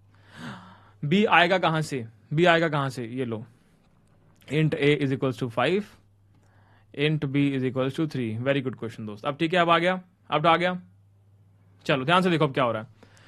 सबसे पहले क्या हुआ? सबसे पहले ये रहा मेरा फंक्शन कॉल स्टैक, इसके अंदर सबसे पहले कौन सा फंक्शन आया होगा मित्रों? सबसे पहले कौन सा फंक्शन आया होगा भैया? सबसे पहले यहां पर मेन फंक्शन आया होगा। तो मेन फंक्शन जब आया, यानी कि मैं इस फंक्शन की बात कर रहा हूं, सबसे पहले इसने क्या किया? इसने int a is equal to 5 बोला, यानी कि एक डब्बा बन गया जिसका नाम ए है, जिसके अंदर वैल्यू 5 है। फिर हमने एक फंक्शन कॉल की। अब जब भी हम एक फंक्शन कॉल करते हैं तो क्या होता है? वो उसकी एंट्री यहां पर कॉल स्टैक में आ जाती है। तो हमने लिखा प्रिंट ए, कॉल एंट्री आ गई, यहां से हम पहुंचे इस फंक्शन तक, हमने बोला एक बी की वैल्यू 3 कर दो, एक डब्बा बन गया बी का, वहां पे 3 डल गया। हमने बोला ए को प्रिंट कर दो, तो हमने 5 को प्रिंट कर दिया। फिर हमने बोला प्रिंट बी, एक फंक्शन कॉल हुई है। एक फंक्शन कॉल जब भी हुई है तो क्या होगा? एक फंक्शन कॉल जब भी हुई है तो क्या होगा? इसको हमने यहां पर एंट्री डाल दी प्रिंट बी की। बहुत बढ़िया। ठीक है, यहां बी लिख दो, यहां ए लिख दो। ठीक है, जैसे ये हुआ हम पहुंच गए यहां पे। अब यहां पे क्या हुआ? सी आउट बी, तो बी की जो वैल्यू 3, जो कि 3, उसको हमने प्रिंट करा दिया, जैसे ही हमने सी आउट बी एग्जीक्यूट किया, हम इस वाले ब्रैकेट पे पहुंच गए। ब्रैकेट का मतलब क्या है? इस ब्रैकेट का मतलब है कि ये वाला फंक्शन कंप्लीट हो गया। अगर फंक्शन कंप्लीट होता तो स्टैक के अंदर क्या होगा? स्टैक के अंदर से मुझे इसको हटाना पड़ेगा, हटा दिया। हम वापस यहां पहुंच गए, यहां से मैं कहां पहुंचा? इस ब्रैकेट पे पहुंचा। ये वाला ब्रैकेट मतलब ये वाला फंक्शन कंप्लीट हो गया, यानी मुझे इसको स्टैक से हटाना पड़ेगा, हटा दिया। ब्रैकेट पहुंचा, वापस जाना पड़ेगा। इसने बोला रिटर्न 0, कौन रिटर्न 0 कर रहा है? मेन कर रहा है, तो मेन ने रिटर्न कर दिया 0 और ब्रैकेट पहुंच गए, सॉरी रिटर्न कर दिया। रिटर्न में ब्रैकेट तक पहुंचोगे नहीं, आप उससे पहले रिटर्न, ये वाली ब्रैकेट तक आप पहुंच ही नहीं पाओगे, पहले रिटर्न करके ना आप, इसलिए। तो जैसे रिटर्न 0 किया आपने, इसको भी एंट्री से हटा दिया और आपका स्टैक एम्प्टी हो गया। क्या बात समझ में आई? क्या बात समझ में आई? तो ये मेरा फंक्शन कॉल स्टैक है। सिंपल सा एक एग्जांपल समझते हैं। हमने बोला ये रहा मेरा मेन फंक्शन, और मेन फंक्शन के अंदर हमने क्या बोला कि यहाँ पर हमने एक वैल्यू बना ली int a is equals to 1 और int b is equals to 2, और हमने क्या बोला सी आउट प्रिंट कर रहे हैं। क्या प्रिंट कर रहे हैं? एक फंक्शन है मैक्सिमम नाम का, उसमें a और b दोनों भेज दिए। चलो हमने यहाँ पे फंक्शन लिख दिया int max int a comma int b, और यहाँ पे हमने बता दिया if a greater than b तो रिटर्न कर दो a, एल्स रिटर्न कर दो b। ठीक है, इसमें देखते हैं क्या होगा। हमने बोला सबसे पहले स्टैक में किसकी एंट्री आएगी, यहाँ पर रिटर्न 0 लिखना पड़ेगा यार। तो हमने क्या बोला सबसे पहले यहाँ पर किसकी एंट्री आएगी, तो जल्दी बताओ भैया। सबसे पहले यहाँ पे एंट्री आएगी मेन फंक्शन की, तो मेन फंक्शन की एंट्री आ गई। तो आप इस फंक्शन के अंदर गए, आपने बोला इंट इज इक्वल टू 1, एक ब्लॉक बना a नाम का, उसके अंदर 1 पड़ा हुआ है। आपने बोला b इज इक्वल टू 2, एक ब्लॉक बना b नाम का, उसके अंदर 2 पड़ा हुआ है। ठीक है, फिर आपने बोला इसको मुझे प्रिंट करना है। किसको प्रिंट करना है? इस फंक्शन को। इस फंक्शन तक पहले पहुंचेंगे, तो जिस फंक्शन को कॉल किया मैंने, ये मेरी फंक्शन कॉल गई, तो फंक्शन कॉल के लिए मैं क्या करता हूं, पहले एंट्री बनाता हूं। तो मैंने एंट्री बनाई यहाँ पे मैक्स की, वहां मैंने पास किया है a कॉमा b। मैं पहुंचा यहाँ पे, यहाँ क्या लिखा हुआ है, अगर a b से बड़ा है तो a को रिटर्न कर दो, नहीं तो b को रिटर्न कर दो। तो आपने बोला a b से बड़ा तो नहीं है, फॉल्स आ गया, यानी b को रिटर्न करना पड़ेगा। तो आपने b रिटर्न कर दिया, यानी 2 रिटर्न कर दिया। तो 2 रिटर्न करा, यहाँ पर इसकी जगह पर 2 आ जाएगा, यानी इसको रिप्लेस करके यहाँ पर 2 आ जाएगा। आपके मैक्स ने रिटर्न किया हुआ है मेन वाले फंक्शन को 2। ध्यान से देखो, आपके मैक्स फंक्शन ने 2 रिटर्न किया है, किसको? मेन वाले फंक्शन को। यस और नो? आपके मैक्स फंक्शन ने 2 रिटर्न किया है आपके मेन वाले फंक्शन को। तो मैक्स ने रिटर्न कर दिया 2 मेन वाले फंक्शन को, और इसकी एंट्री हट जाएगी क्योंकि वापस आ चुके हैं। अब यहां पे आपने प्रिंट कर दिया, सी आउट कर दिया किसको? जो भी 2 आपका आया, 2 आपने प्रिंट कर दिया। फिर आप पहुंच अगली लाइन पे, जो कि क्या है, रिटर्न 0। तो आपके मेन फंक्शन ने रिटर्न 0 कर दिया और उसकी एंट्री भी हट जाएगी। सवाल यह है कि जो मेन फंक्शन है किसको रिटर्न कर रहा है? किसको रिटर्न कर रहा है मेन फंक्शन? ये जो मेन रिटर्न कर रहा है 0, ये किसको रिटर्न कर रहा है? बहुत सारे समझदार व्यक्ति हैं यहां पर जिन्होंने सही आंसर दिया है। भैया ऑपरेटिंग सिस्टम को दे रहा है, ऑपरेटिंग सिस्टम को दे रहा है।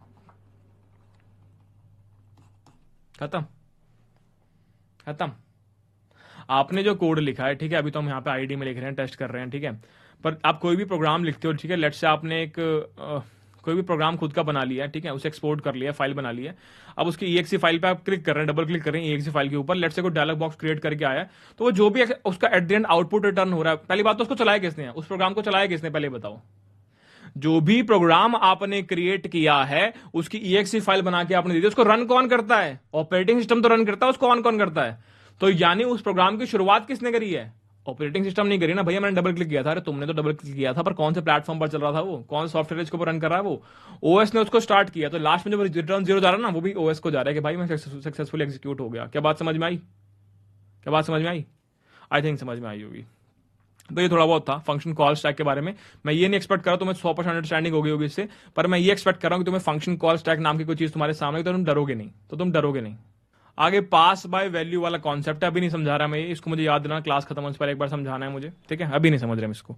अब नॉर्मल कुछ प्रोग्राम से इनको बिल्ड करने का ट्राई करते हैं। सबसे पहला प्रोग्राम हमें जो करना है वो है write a function to add 2 numbers, ठीक है। उससे पहले और सिंपल क्वेश्चन करेंगे। चला जब स्क्रीन विजिबल होगी तो मुझे बताएंगे, जब स्क्रीन विजिबल होगी। फंक्शन ऑर्डर समझेंगे अभी, फंक्शन ऑर्डर समझेंगे, ठीक है। एक बार समझना, और एक बार ना नेट पे सर्च करना कि C++ के अंदर रिटर्न 0 का मतलब क्या होता है। फिर एक बार सर्च करना C++ के अंदर रिटर्न 1 का मतलब क्या होता है। फिर एक बार सर्च करना C++ के अंदर रिटर्न -1 का मतलब क्या होता है, ठीक है। इतना काम करना, एक बार समझ में तुम्हें और चीजें आएंगे अच्छे से, ठीक है। चलो, तो हमने क्या बोला लेट से एक फंक्शन, अच्छा तुम्हें को बोले फंक्शन कॉल किया है या फिर को बोले फंक्शन इन्वोक किया है, दोनों बातें सेम होती है। क्या बात समझ में आई? बढ़िया, वेरी गुड। हमने क्या किया, हमने यहाँ पे प्रिंट नेम नाम का फंक्शन लिखा था, इसको मैं कमेंट कर देता हूँ अभी, ठीक है। अब मैंने क्या किया, मैंने यहाँ पर एक फंक्शन लिख दिया प्रिंट नंबर टाइप नाम का। मैंने लिखा प्रिंट नंबर, इसके अंदर मैंने एक नंबर पास कर दिया A, ठीक है। मैंने A की वैल्यू क्या बोली यहाँ पे, int A is equals to 5, ठीक है। तो इनपुट आर्गुमेंट वाली, इनपुट पैरामीटर वाली जो बात हो रही थी उसको देख लेते हैं एक बार। तो हमने बोला जी यहाँ पर वॉइड टाइप का मेरा फंक्शन है, इसका नाम है जी प्रिंट नंबर, और मैंने क्या बोला, सी आउट कर दिया इसमें। अच्छा, इसमें पहले देखते हैं नंबर है क्या भेजा है इसमें, इनपुट में ए भेजा है। ए क्या है, एक इंटीजर है, तो मैंने एक नंबर बोल दिया भाई, यहाँ पे एक इंटीजर आया है। यहाँ पे तुम चाहो सेम नाम देना चाहो सेम नाम दे दो ए, अगर डिफरेंट नाम देना चाहो डिफरेंट नाम दे सकते हो, जो तुम्हारा मन करे। इसको मैंने प्रिंट कर दिया, ठीक है, इसको मैंने रन कर दिया। बताओ क्या प्रिंट होगा, बताओ क्या प्रिंट होगा। भैया आपने ए वैल्यू बनाई है 5 और आपने इस फंक्शन में पास कर दिया और आपने इस फंक्शन में जाके बोला कि प्रिंट कर दो इसको, तो आपने 5 ही तो प्रिंट किया है। अब देखते हैं इसमें हुआ क्या है, अब देखते हैं यहाँ पे हुआ क्या, मैं समझाता हूं, देखते हैं। मैंने क्या बोला, मैंने क्या बोला कि आपने एक फंक्शन लिखा, मेन फंक्शन, यहां पे आपने बोला कि int a is equals to 5। इससे क्या हुआ, यहां पर ए के अंदर 5 डल गया मेमोरी के अंदर। फिर आपने क्या बोला, print number, print number, print number में आपने ए पास कर दिया, ठीक है। यहां पे आपका प्रिंट नंबर वाला जो फंक्शन है वो लिखा हुआ है, यहां पे लिखा हुआ है इंट ए, ठीक है, ठीक है। जैसे ही आपने ये फंक्शन कॉल करी और आप सेम सिंटैक्स यूज कर रहे हो जो मैंने लिखा है, अगर आपने इसी प्रकार अपना कोड पूरा लिखा हुआ है कि यहां पे इंट ए लिखा है और आपने ये फंक्शन कॉल करी, इससे पता क्या होगा, इससे पता क्या होगा, इस फंक्शन के अंदर अपना खुद का एक ए बन जाएगा, एक कॉपी बनेगी। ये लेट से मेमोरी में एक एड्रेस पे पड़ा है, मेमोरी में 100 एड्रेस पे पड़ा हुआ है, तो एक और ये कॉपी बन गई, लेट से कहीं पे 109 एड्रेस पे तुम्हारा एक ए बन गया जिसके अंदर 5 बना पड़ा है। ये वाला ए और ये वाला ए डिफरेंट है, ये सेम ए नहीं है। ये मेमोरी एड्रेस 100 पे पड़ा है, तुम्हारा एड्रेस होता है ना A1/1B25 टाइप ऑफ, तो ये वैसे इसका एड्रेस 100 और इसका एड्रेस है 109। तो ये दो डिफरेंट डिफरेंट एज हैं। ये तुम्हारी टोटल मेमोरी है, इस मेमोरी में कहीं पर एड्रेस है 100, जहां पर तुम्हारा ये ए पड़ा 5, ये ए कौन सा, ये मेन फंक्शन वाला ए है। यहीं पर कहीं पर एड्रेस है 109, यहां पर ए पड़ा है 5, ये कौन सा, ये प्रिंट नंबर वाला ए है। क्या बात समझ में आती है, क्या बात समझ में आती है। जब तुम इस प्रकार फंक्शन कॉल करते हो, जब तुम इस प्रकार फंक्शन कॉल करते हो जहां पर तुमने ऐसे फंक्शन कॉल कर दी और उसके अंदर इनपुट पैरामीटर इस प्रकार से तुमने दे दिए, तो यहां पर हमेशा एक कॉपी क्रिएट होती है, याद रखना, एक कॉपी क्रिएट होती है। जो भी तुम्हारे इनपुट पैरामीटर है उस इनपुट पैरामीटर की कॉपी क्रिएट होगी अगर इस प्रकार से तुम अपने कोड को लिखते हो। दोबारा समझते हैं, मेरी लाइन पे बहुत ध्यान देना दोस्त, क्योंकि यही इंटरव्यू में क्वेश्चन आएगा या यही ऑनलाइन टेस्ट में क्वेश्चन आएगा और तुम्हें फंसा देगा, तुम्हें फंसा देगा। इस कॉन्सेप्ट को बोलते हैं पास बाय वैल्यू। जब भी पास बाय वैल्यू वाला कॉन्सेप्ट दिमाग में आए तो पास बाय वैल्यू का मतलब सिंपल इतना होता है, दिमाग में रखो। जो चीजें मैं तुम्हें बताऊं तुम्हें किसी और को बताने की नीड नहीं है, अपने दिमाग में रखना है, ठीक है। सामने वाले व्यक्ति को दूसरे तरीके से बताएंगे, अपने दिमाग में किसी और तरीके से रखेंगे। इसका मतलब होता है कॉपी क्रिएट करना। पास बाय वैल्यू का मतलब कॉपी क्रिएट करना, ठीक है। तो यहां पर जो वैल्यू थी ए के ब्लॉक के अंदर 5, यहां पर भी एक नया ए बन गया और उसके अंदर भी वो 5 पड़ा हुआ है। अब यहां पे लेट से मैं बोलूं सी आउट ए, तो क्या होगा, 5 प्रिंट होगा, यस और नो, यस और नो। अगर यहां पे मैं बोलूं ए प्लस प्लस, अब क्या होगा भैया, ए की वैल्यू इंक्रीमेंट होगी। कौन से ए की, इस वाले की इंक्रीमेंट करूं या इस वाले की इंक्रीमेंट करूं, भैया इस वाले की। तो यहां पे आपने 6 कर दिया। अब मैं दोबारा लिखूं सी आउट ए, तो क्या प्रिंट होगा भैया, ये वाला 6 प्रिंट होगा। अब लेट से मैं यहां पे लिखूं सी आउट ए, तो यहां क्या प्रिंट होगा भैया, यहां पर तो ये वाला प्रिंट होगा, यहां 5 प्रिंट होगा। समझ पा रहा हूं मैं क्या कहना चाह रहा हूं। मेन वाले फंक्शन का ए वेरिएबल अलग है और प्रिंट नंबर वाले फंक्शन का ए वेरिएबल अलग है। जो ए वेरिएबल प्रिंट वाले फंक्शन में आया है वो क्या है, वो कॉपी है आपके मेन वाले ए की। समझ में आई, दोबारा करेंगे, दोबारा करेंगे, दोबारा करेंगे, दोबारा करेंगे, ठीक है, दोबारा करेंगे। तो मुझे बताना क्या होगा इसके अंदर। मैंने बोला ये तुम्हारा मेन फंक्शन है, इस मेन फंक्शन के अंदर तुमने क्या किया, तुमने यहां पर एक वैल्यू क्रिएट करी, इसका नाम था नंबर, इसके अंदर वैल्यू डाल दी 12, ठीक है। इस लाइन से क्या एग्जीक्यूट होता, क्या होगा इससे दोस्तों, बताना एक बार, क्या होगा इससे भैया। इससे मेमोरी के अंदर एक ब्लॉक बन जाएगा जिसका नाम होगा नम और इसके अंदर वैल्यू होगी 12। क्या ये बात समझ में आती है, क्या ये बात समझ में आती है, बहुत बढ़िया, बहुत बढ़िया। इसका मैंने क्या बोला, इसका मैंने क्या बोला, नम प्लस प्लस। इससे क्या होगा भैया, इससे यहां पर 12 हट जाएगा और यहां पर 13 आ जाएगा। बहुत बढ़िया, मैंने बोला प्लस प्लस नम, इससे क्या होगा भैया, इससे 13 हट जाएगा और यहां पर 14 आ जाएगा। बहुत बढ़िया। फिर मैंने क्या बोला, ये एक फंक्शन है, उस फंक्शन को मैंने प्रिंट नाम दे रखा है और उसके अंदर मैंने ये नंबर पास कर दिया, ठीक है।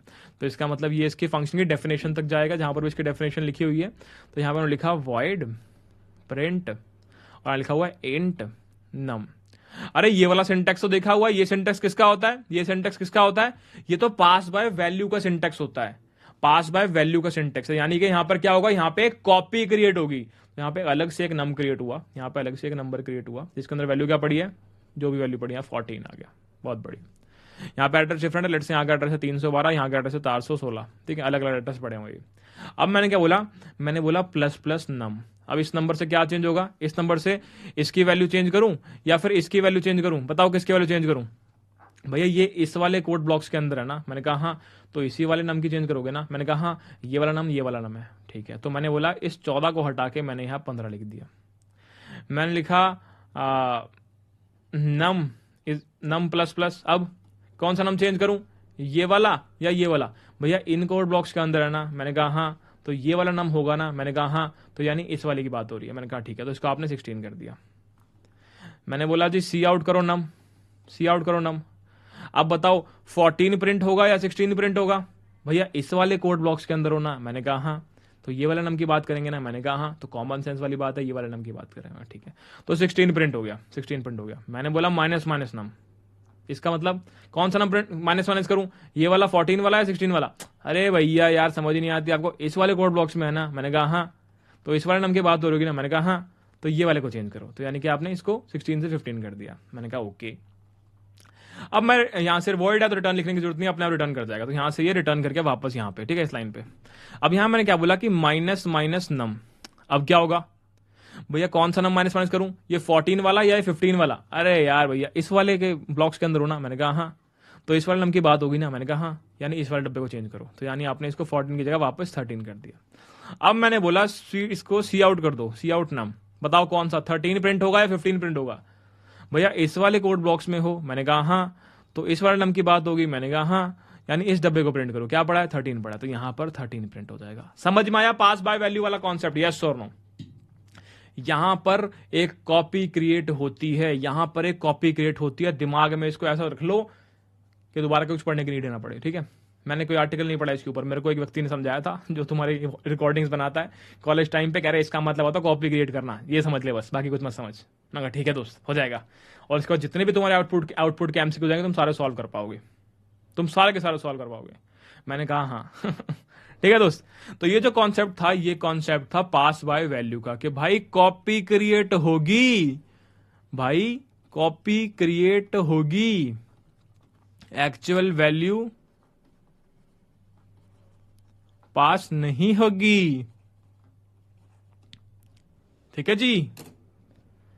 चलो चलो चलो चलो चलो, फंक्शन लिखना चाहते हैं, फंक्शन लिखना चाहते हैं जहां पे हम कहते हैं write a function to add two numbers. एक बच्चा कह रहा है व्हाट इज मेमोरी लोकेशन। अरे मेमोरी लोकेशन मतलब एड्रेस यार उसका। तुम एक जगह पे रहते हो, तुम एक जगह पे रहते हो, राइट। यहाँ पे एक ये गली ऐसे बनी पड़ी है, ठीक है, एक गली ऐसे बनी पड़ी है, ठीक है, और एक ही रोड, मेन रोड ऐसा जा रहा है, ठीक है। तुम्हारा घर यहाँ पर कहीं पर भी हो, तुम अपने घर को कैसे फाइंड आउट, ये तुम्हारा घर है लेट से, तो उसको फाइंड आउट कैसे करते हो, how to find out this location. भैया इसका एड्रेस होता है, इसका एड्रेस होगा जी, ये हो गया तुम्हारा B25C स्ट्रीट नंबर 123 और हमने लिख दिया जी गाजियाबाद, हमने लिख दिया यूपी, और तुम्हारा पिन कोड आ गया। ऐसे करते हो ना फाइंड आउट। तो वैसे तुम्हारी बड़ी सी एक मेमोरी है, ये तुम्हारी पूरी मेमोरी है। इस मेमोरी के अंदर तुमने बोला कि इस पर्टिकुलर लोकेशन की तुम बात कर रहे हो, इस पर्टिकुलर ब्लॉक के अंदर तुम्हारी ए की वैल्यू 5 पड़ी हुई है। इसको आइडेंटिफाई कैसे करोगे, इसका भैया कोई ना कोई एड्रेस होगा, उस एड्रेस की यूज करके मैं इसको फाइंड कर लूंगा। क्या बात समझ में आती है, क्या बात समझ में आती है, यस और नो, यस और no. Give me 1 second.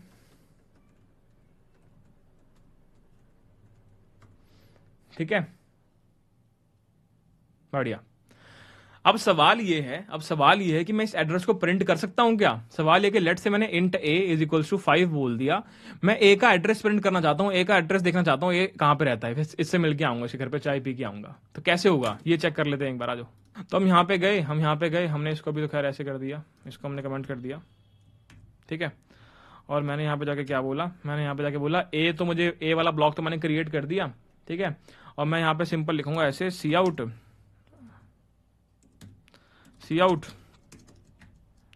Address of a is ampersand a.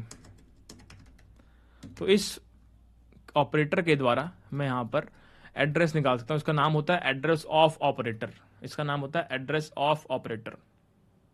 तो ये तुम्हारा एक ए का एड्रेस आ गया। क्या बात समझ में आती है, क्या बात समझ में आती है, क्या बात समझ में आती है। ये तुम्हारा एड्रेस आ गया, मेमोरी के अंदर तुम्हारा ए कहां पर है, मेमोरी के अंदर मेरा ए यहां पर है। क्या बात समझ में आती है मित्रों, ठीक है, स्पीड माइनस माइनस का क्या मतलब है, तेज पढ़ा रहा हूं क्या मैं, तेज पढ़ा रहा हूं क्या मैं। तो ये तुम्हारी हेक्साडेसिमल वैल्यू आ गई और ये तुम्हारे एड्रेस को दर्शा रही है। मैं तेज पढ़ा रहा हूं क्या भाई, स्लो पढ़ा रहा हूं ना मैं तो कहां मैं, क्या बात समझ में आती है मित्रों, सही है, बढ़िया। एक फंक्शन लिखना है भैया, एक फंक्शन लिखना है मैं जो कि दो नंबर्स को ऐड करता हो। अच्छा ठीक है, हमने बोला शुरू करते हैं। तो हम क्या चाहते हैं, हम ऐसा फंक्शन क्रिएट करना चाहते हैं जो कि दो नंबर को ऐड करता हो। अब अगर उसने दो नंबर को ऐड कर लिया तो कॉमन सेंस की बात है, मुझे रिटर्न भी करेगा उनका सम, यस और नो, यस और नो, बिल्कुल बढ़िया। तो हमने क्या बोला, ये रहा मेरा मेन फंक्शन, ये रहा मेरा मेन फंक्शन। और मैंने बोल दिया जी इस फंक्शन के अंदर मैंने क्या किया, मैंने यहाँ पे कर दिया इंट ए, एक ए नंबर लिया, इसको मैंने इनपुट में ले लिया। फिर मैं लिखा इंट बी, इसको मैंने इनपुट में ले लिया, ठीक है। फिर मैंने क्या बोला, int sum is equals to, यहां पे लिख दिया जी गेट सम नाम रख दिया इसका, या तुम ऐड रखना चाहो ऐड रख दो। और इसमें हमने क्या पास कर दिया, ए पास कर दिया और बी पास कर दिया। अब यहां से जो भी वैल्यू आएगी, तुमने फंक्शन कॉल की, जो भी वैल्यू रिटर्न हुई, लेट्स से 5 रिटर्न हो गया, लेट्स से 5 रिटर्न हुआ, तो 5 इस सम के अंदर स्टोर हो जाएगी। क्या बात समझ में आती है, क्या बात समझ में आती है। जब ऐसे इक्वेट करते हो आप इसको किसी प्रकार से, जैसे आप इक्वेट कर रहे हो इसको, इस फंक्शन को इक्वेट कर रहे हो, आप असाइन कर रहे हो सम वाले वेरिएबल को, तो इस फंक्शन का जो भी आउटपुट आएगा, जो भी वैल्यू रिटर्न होगी इससे, वो इस सम के अंदर स्टोर हो जाएगी, ठीक है। तो फटाफट अगर कोड लिखते हैं। आप सुन नहीं पा रहे हैं, मैं सुन रहा हूं दोस्त, मुझे बिल्कुल सुनाई दे रहा है, क्या हुआ है बताओ दोस्त। मैं बताऊंगा सौरभ मैं बताऊंगा, मैंने तभी बोला था फंक्शन ऑर्डर मुझे याद दिलाना, मुझे पता है क्या करना है, पर थोड़ा समय दो मुझे, टाइम के साथ करेंगे। तो मैंने बोला इन सबको भी मैं कमेंट कर रहा हूं, इन सबको मैं कमेंट कर रहा हूं अभी। मैंने बोला कि मैंने यहां पर एक ए बनाया और मैंने बोला ए, और मैंने बोला cout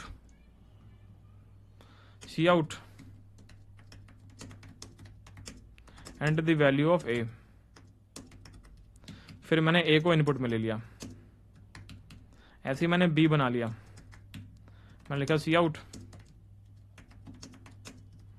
enter the value of b, और मैंने बी को इनपुट में ले लिया, ठीक है।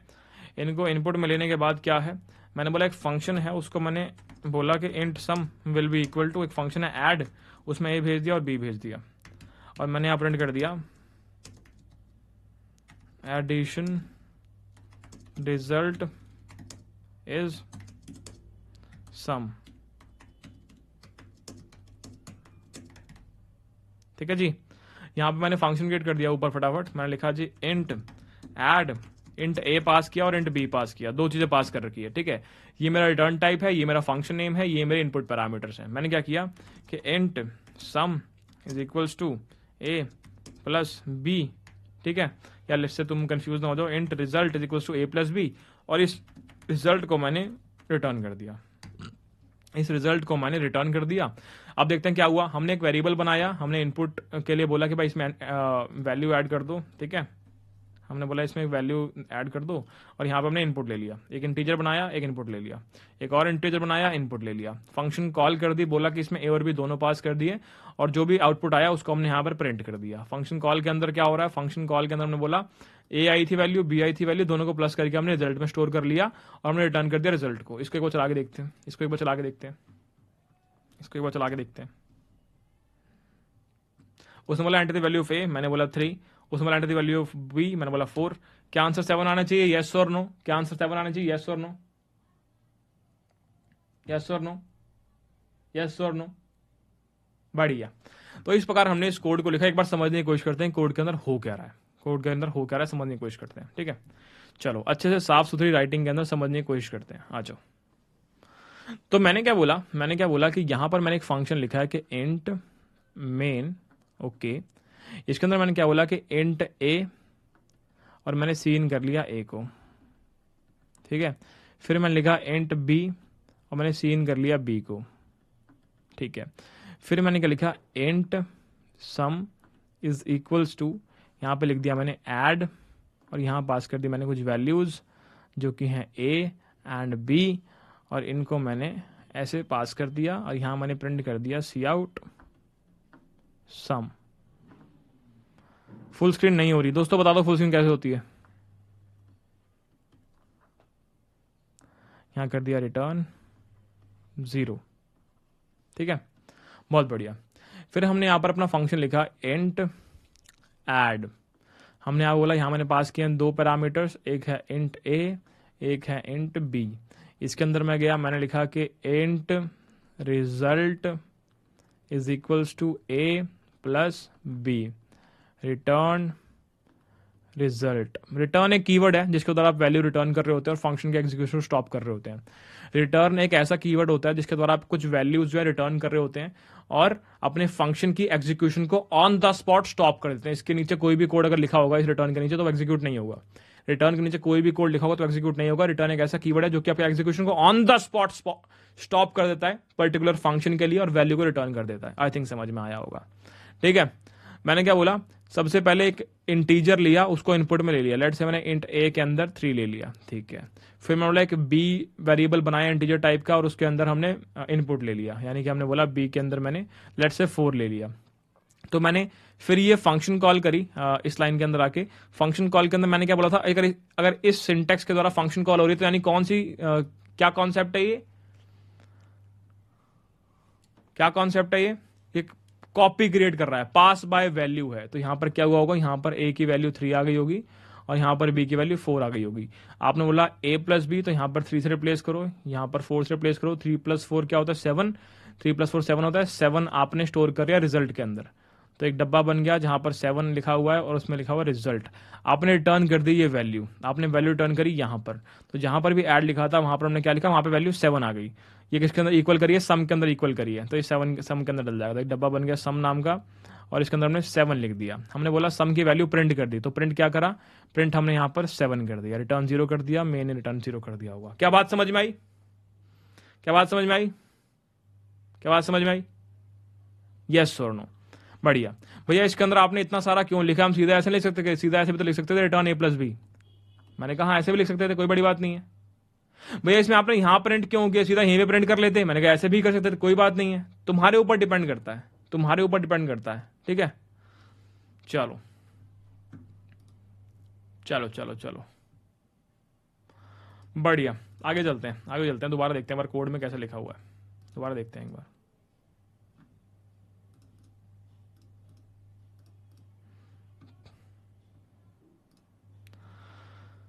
भैया पैरामीटर समझा देंगे, बिल्कुल समझा देंगे दोस्त। आपने जो भी चीजें यहाँ पर पास की है दोस्त, ये देखो यहाँ पर इस कोड की अगर मैं बात करूं, आपने यहाँ पर कौन से इनपुट पैरामीटर दिए हैं, आपने यहाँ पर ए पास किया है और बी पास किया है। ए क्या है, ए की इंटीजर वैल्यू है, तो आपने यहाँ पर लिख दिया इंटीजर वैल्यू ए, या कोई भी अलग नाम देना चाहे, ए की जगह बी लिखना चाहे, सी लिखना चाहे, डी लिखना चाहे, जो लिखना चाहे आप लिख सकते हैं।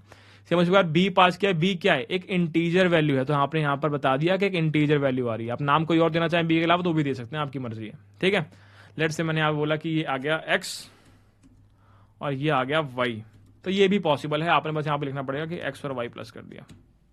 ठीक है, अब इसको रन कर लेते हैं, इसको रन कर लेते हैं। उसने बोला enter the value of a, जल्दी बोल भाई, बोला, मैंने बोला 4, उसने b की वैल्यू, मैंने बोला 4, आंसर आ गया 8। क्या बात समझ में आती है, क्या बात समझ में आती है, ठीक है जी। चलो अब मैंने क्या किया, अभी तक सब कुछ सही चल रहा है, पर अगर मैं इस फंक्शन को यहां से हटा दूं, ठीक है, अभी तो मैंने मेन के ऊपर लिखा था इस फंक्शन को, अगर इस फंक्शन को मेन के नीचे लिख दूं तो क्या होगा, तो क्या होगा, तो क्या होगा, अब इसको रन करने की कोशिश करूं तो क्या होगा, भैया एरर आ रहा है, एरर आ रहा है, क्या, use of undeclared identifier add. आपके कंपाइलर को पता ही नहीं लग रहा ऐड, ऐड मतलब क्या है, उसको पता ही नहीं क्या है ऐड, क्या होता है उसको नहीं पता लग रहा। अगर मैं इसी कोड को यहां से हटा के, अगर मैं इसी कोड को हटा के ऊपर लिख दूं, अब चलाऊं, अब चलाऊं, अब चलाऊं, अब चल रहा है। बट अगर इसी कोड को हटाकर मैं वापस नीचे लिख दूं मेन फंक्शन के, मतलब जहां भी आपने इन्वोक किया है उस फंक्शन के नीचे लिख दिया तो नहीं चलेगा, और जहां भी आपने इन्वोक किया है उस फंक्शन के ऊपर कहीं पर भी लिखा हो तो चल जाएगा। क्या बात समझ में आती है। इन शॉर्ट आपका कंपाइलर ये फाइंड ही नहीं कर पा रहा कि ऐड नाम का फंक्शन भी है कोई। क्या बात समझ में आती है, ठीक है जी। तो इस प्रकार यहां पर एक ऑर्डर वाली प्रॉपर्टी हमें पता लगी कि अगर हम किसी भी फंक्शन को यूज करना चाहते हैं, किसी भी फंक्शन को कॉल करना चाहते हैं, किसी भी फंक्शन को इन्वोक करना चाहते हैं, we have to make sure कि जहां पर भी मैं उसे इन्वोक कर रहा हूं, जहां पर भी मैं उसको इन्वोक कर रहा हूं, एटलीस्ट उसकी डिक्लेरेशन जो है उस फंक्शन से ऊपर कहीं पर भी हो, नीचे ना हो। दोबारा समझते हैं, लाइन ध्यान समझना, जहां पर भी फंक्शन को मैं इन्वोक कर रहा हूं, जिस किसी फंक्शन के अंदर, उस फंक्शन की डिक्लेरेशन हमारी ऊपर कहीं पर होनी चाहिए। क्या बात समझ में आती है? क्या बात समझ में आती है मित्रों? क्या बात समझ में आती है? क्या बात समझ में आती है? यस और नो? क्या बात समझ में आती है मित्रों? मित्रों मित्रों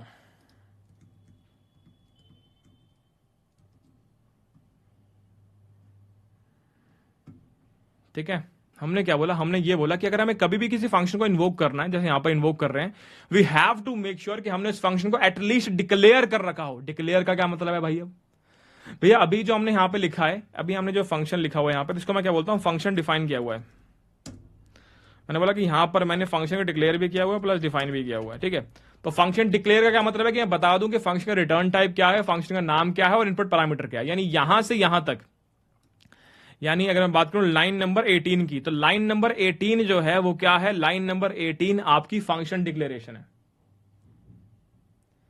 ठीक है, फंक्शन डिक्लेरेशन बोल लो, फंक्शन सिग्नेचर बोल लो, जो तुम्हारा मन करे बोल लो। ठीक है, तो अगर मैं इसको इस प्रकार लिख देता, अगर मैं इसको इस प्रकार लिख देता, अभी इसे कॉपी कर लेता हूं पहले मैं, अगर मैं इसको इस प्रकार लिख देता कि इसको यहां से काटूं और ऐसे सेमीकोलन लगा दूं, तो मैंने फंक्शन को यहां पर डिक्लेयर कर दिया कि मेरा फंक्शन इस प्रकार का होगा।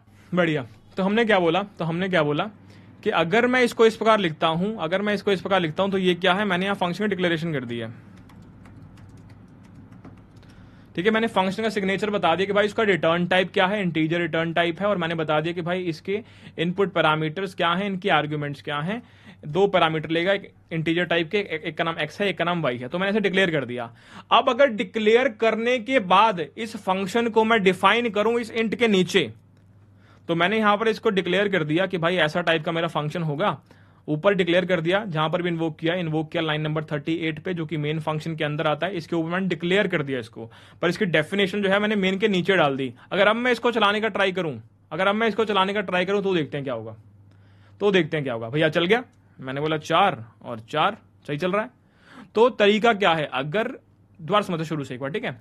मैंने बोला तरीका क्या है, अगर मैं सिर्फ अपनी बॉडी यहां पर डाल दूं, फंक्शन की डेफिनेशन जो है वो ऊपर डाल दूं, तो चलेगा। अगर मैंने यहां पर इन्वोक किया लाइन नंबर 38 में, जो कि मेन फंक्शन के अंदर है, अगर जिस फंक्शन को मैं इन्वोक कर रहा हूं वो ऊपर डाल दिया, तो वो चलता है, बिंदास चलता है, कोई भी इशू नहीं होता। ठीक है, बिंदास चलता, चल गया। ठीक है, अगर इसको मैं यहां से हटा के मेन के नीचे डाल दूं, तो वो नहीं चलता। वो आपके कंपाइलर को पता ही नहीं लगता कि आपने डिफाइन कहां पर किया। देखो नहीं चला। ठीक है, अगर मैं इसको नीचे रख के चलाना चाहता हूं, तो एक ही तरीका है, मुझे इसको डिक्लेयर करना पड़ेगा ऊपर। तो मेरे को इसको ऊपर डिक्लेयर करना पड़ेगा। मैंने लिख दिया कि भाई इसको डिक्लेयर कर दो ऐसे, ये आपने डिक्लेयर कर दिया, और अब आप रन करेंगे तो चल जाएगा। क्या बात समझ में आती है? तो C++ के अंदर आपका एक कॉन्सेप्ट आ गया। C++ के अंदर आपके पास एक कॉन्सेप्ट आ गया। वो कॉन्सेप्ट ये आया कि लेट्स से कि ये मेरा कोई फंक्शन है, ठीक है, और यहां पे मैं कोई फंक्शन 2 को इन्वोक कर रहा हूं। I have to make sure कि ये फंक्शन 2 की डेफिनेशन या एटलीस्ट डिक्लेरेशन, ये फंक्शन 2 की डिक्लेरेशन जो है एटलीस्ट यहां पर एग्जिस्ट करती है ऊपर। ठीक है जी, इस प्रकार क्रिस्टल क्लियर। बढ़िया, आई थिंक समझ में आओगा। थोड़ा खेलना है इसके साथ, थोड़ा इसके साथ भी खेलना। बहुत सारे फंक्शन बना के ऊपर नीचे करना और समझने की कोशिश करना कौन सा एग्जीक्यूट हो रहा है, कौन सा एग्जीक्यूट नहीं हो रहा, और तब तुम्हें थोड़ा और समझ में अच्छे से आएगा। क्या बात समझ में आती है?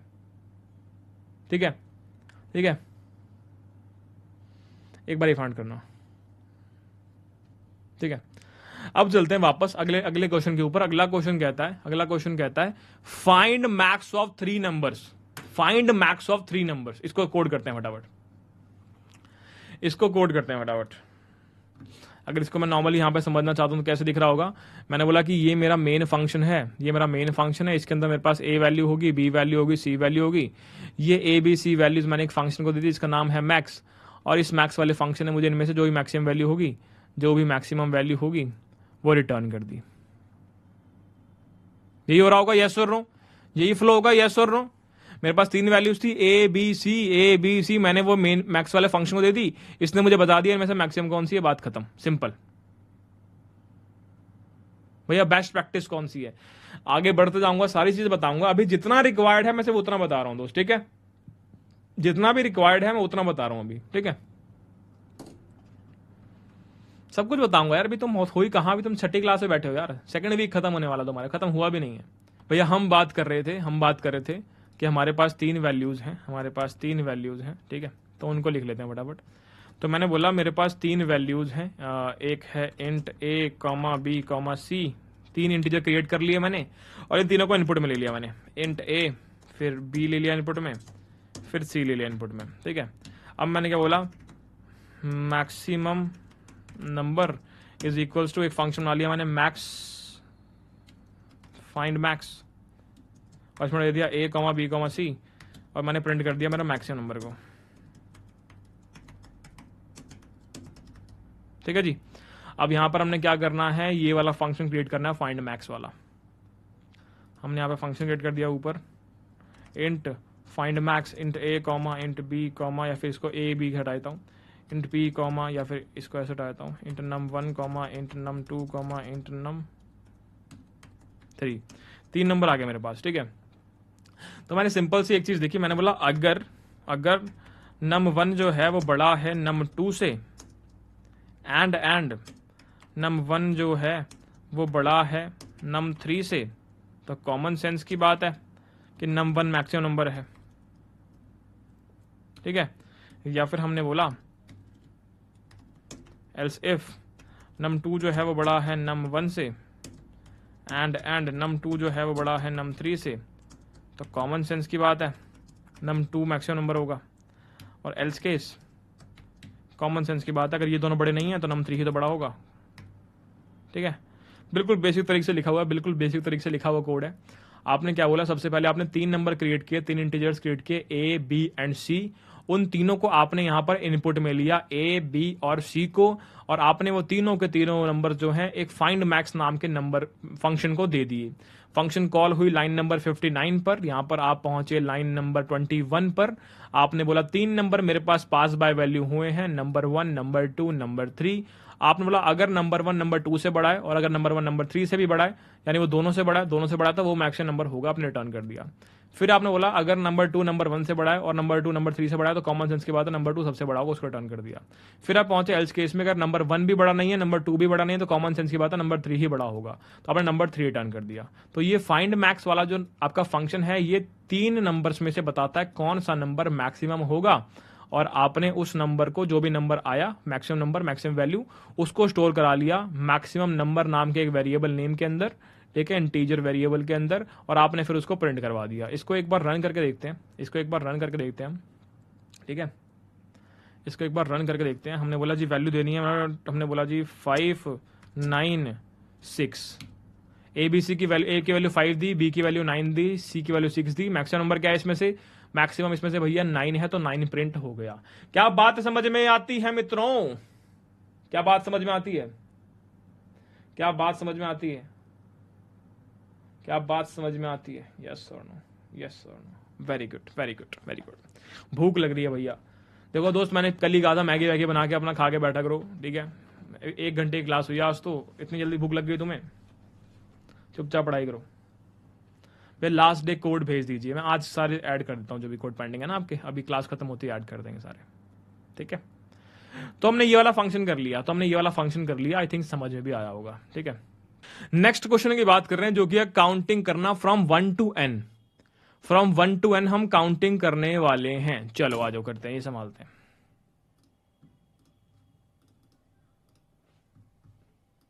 रिटर्न 0 इन लास्ट प्रोग्राम, ठीक है, वो तो तुम कर लोगे ना यार, वो तो क्या ही है, उसमें कोई बड़ी चीज थोड़ी है। रिटर्न 0 क्या, मैंने रिटर्न लिख लो भाई, रिटर्न 0 लिख देता हूं, अगर तुम्हें चाहिए तो रिटर्न 0 लिख दिया, ठीक है। मैंने इसे कमेंट कर दिया, और मैंने लिखा कि अब मुझे करना है काउंटिंग करनी है, तो मैंने एक नंबर लिया n, और मैंने इसको इनपुट में ले लिया n, ठीक है। इसको इनपुट लेने से पहले मैंने आप पूछ लिया भाई, बोल दिया यहाँ पे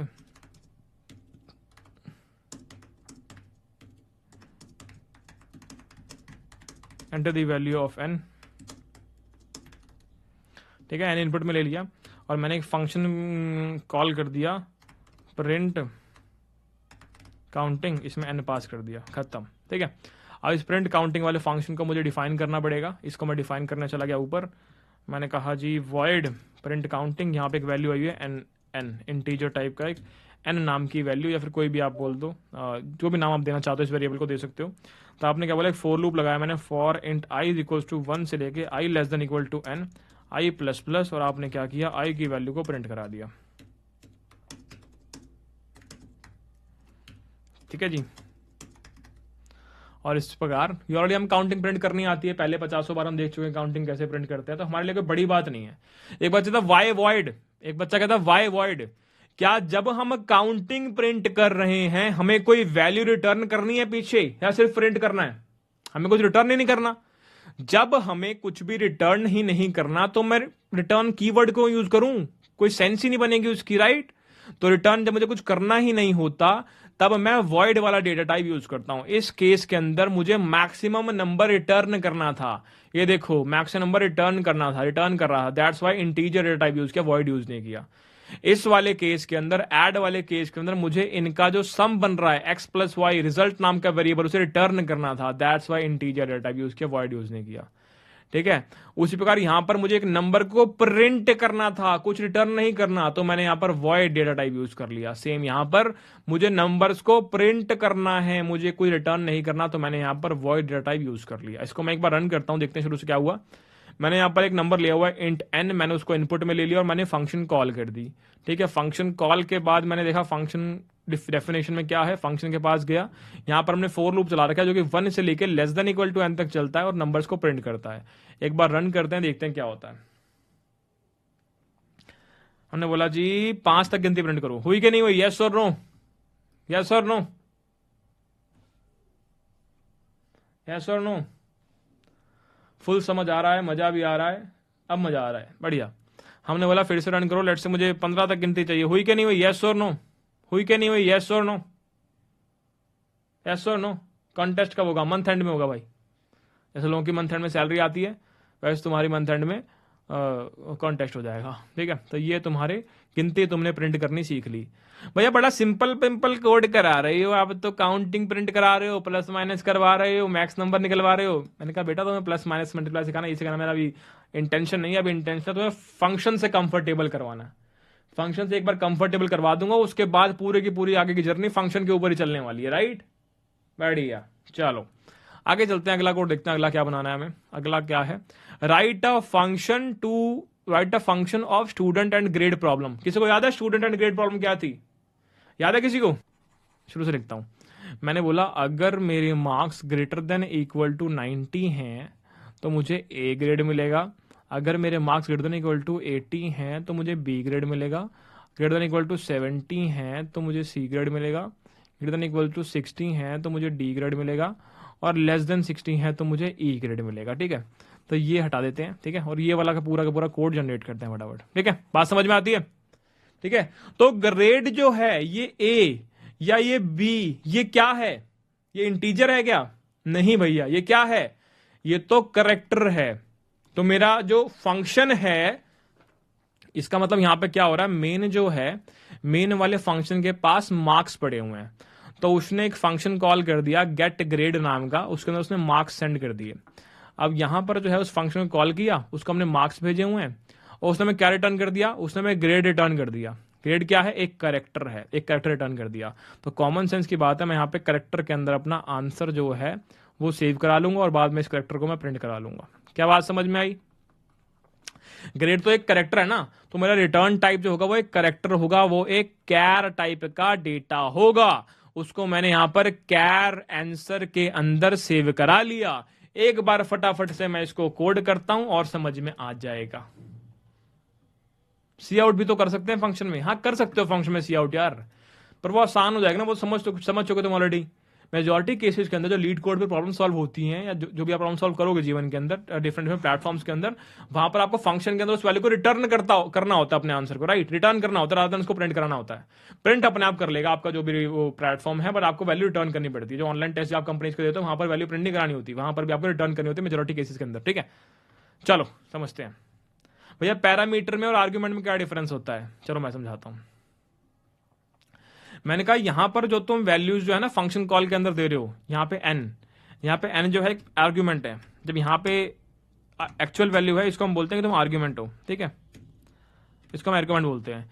पर यहां पर जो हमने n यहाँ इस पे डिक्लेरेशन में लिखा है ना, यहाँ पे इस n को बोलते हैं कि n एक पैरामीटर है। ये फर्क है बस, ठीक है, ये फर्क है। जहां पर तुम फंक्शन इन्वोक करते हो वहां पे तुम इस पर्टिकुलर डेटा को बोलते हो कि आर्ग्यूमेंट है, और जहां तुम फंक्शन को डिक्लेयर करते हो वहां पर तुम इस पर्टिकुलर डेटा को बोलते हो कि एक पैरामीटर है। क्या बात समझ में आती है? क्या बहुत पूछा जाता है ये क्वेश्चन? मैंने कहा नहीं पूछा जाता यार। चलो हम क्या कर रहे हैं, हमने बोला कि इंट मार्क्स ले लिया हमने, और हमने क्या बोला, हमने बोला cout enter the marks, और मैंने सी इन कर दिया मार्क्स को, ठीक है, और मैंने एक फंक्शन कॉल कर दिया गेट ग्रेड, गेट ग्रेड के अंदर मार्क्स सेंड कर दिए। पर भैया ये तो एक वैल्यू रिटर्न करेगा ना, ये एक वैल्यू रिटर्न करता है जो कि कैरेक्टर टाइप की होती है, एक ग्रेड रिटर्न करता है। तो मैंने अपने आंसर को स्टोर करा लिया, तो मैंने अपने आंसर को स्टोर कर लिया कैरेक्टर टाइप के डेटा एक वेरिएबल के अंदर। तो हमने बोला character final grade is equals to get grade, और हमने इसको प्रिंट करा दिया सी आउट फाइनल ग्रेड, ठीक है जी। अब ये गेट ग्रेड वाला फंक्शन मुझे यहाँ पर डिफाइन करना पड़ेगा। तो मैं यहाँ पे गया, मैं बोला किस टाइप की वैल्यू रिटर्न करता है, कैर टाइप की। यहाँ पे क्या आ गया, यहाँ पे मार्क्स आ गए। हमने बोला अगर मेरे मार्क्स जो हैं वो ग्रेटर देन इक्वल टू 90 हैं तो क्या रिटर्न करना है, तो क्या रिटर्न करना है, क्या रिटर्न करना है भैया, ए रिटर्न करना। रिटर्न कर दिया हमने ए। हमने बोला अगर मेरे मार्क्स जो हैं वो ग्रेटर देन इक्वल टू 80 हैं तो क्या रिटर्न करना है, तो रिटर्न करना है भैया बी। फिर हमने बोला अगर मेरे मार्क्स जो हैं वो ग्रेटर देन इक्वल टू 70 हैं तो क्या रिटर्न करना है, तो रिटर्न करना है सी। और अगर मेरे मार्क्स जो हैं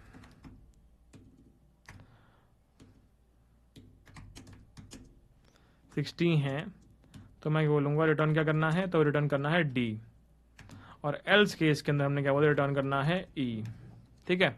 तो इस प्रकार हमने कोड लिख लिया। अगर मेरे marks greater than equal to 90 है तो रिटर्न कर दूंगा ए, अगर ग्रेटर देन इक्वल टू 80 है तो रिटर्न कर दूंगा बी, अगर ग्रेटर देन इक्वल टू 70 है तो रिटर्न कर दूंगा सी, अगर ग्रेटर देन इक्वल टू 60 है तो रिटर्न कर दूंगा डी, अगर इनमें कुछ भी नहीं है तो रिटर्न कर दूंगा ई। ये जो कोड मैंने लिखा है इसको एक और तरीके से और सुंदर लिखा जा सकता था, किसके द्वारा, यूज स्विच। वेरी गुड दोस्तों। तो यहां पर हमें कैरेक्टर टाइप की वैल्यू रिटर्न कर रहे हैं, देखो कैरेक्टर रिटर्न कर रहे हैं, तो इसलिए मैंने यहां पे रिटर्न टाइप कैरेक्टर कर दिया। यहां पे हम रिटर्न ए कर रहे हैं जो कि कैरेक्टर है, रिटर्न बी कर रहे हैं जो कि कैरेक्टर है, रिटर्न सी कर रहे हैं जो कि कैरेक्टर है।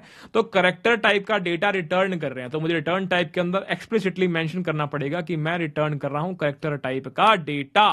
क्या बात समझ में आती है? बढ़िया। इसको एक बार रन करके देखते हैं, इसको एक बार रन करके देखते हैं, एक बार रन करके देखते हैं। हमने रन किया इसको, एंड द मार्क्स मैंने बोला जी 95 आए हैं हमारे, जो उसमें वाला अगर 94 हैं तो तुम्हारा ग्रेड ए आया है। मैंने बोला जी हमारे लेट से 86 है तब उसमें वाला बी आएगा। मैंने बोला लेट से हमारे 77 है तो उसमें वाला सी आएगा। मैंने बोला लेट से हमारे 69 है तो हमारा डी आएगा। मैंने बोला लेट से हमारे 44 है तो ई आएगा। क्या बात समझ में आती है? क्या बात समझ में आती है? क्या बात समझ में आती है मित्रों? बढ़िया बढ़िया। तो इस प्रकार हमने सीख लिया हम कैसे कैरेक्टर टाइप का डेटा भी रिटर्न करवा सकते हैं, और हमने एक और स्टूडेंट एंड ग्रेड प्रॉब्लम को फटाफट से सॉल्व कर लिया। क्या बात समझ में आती है?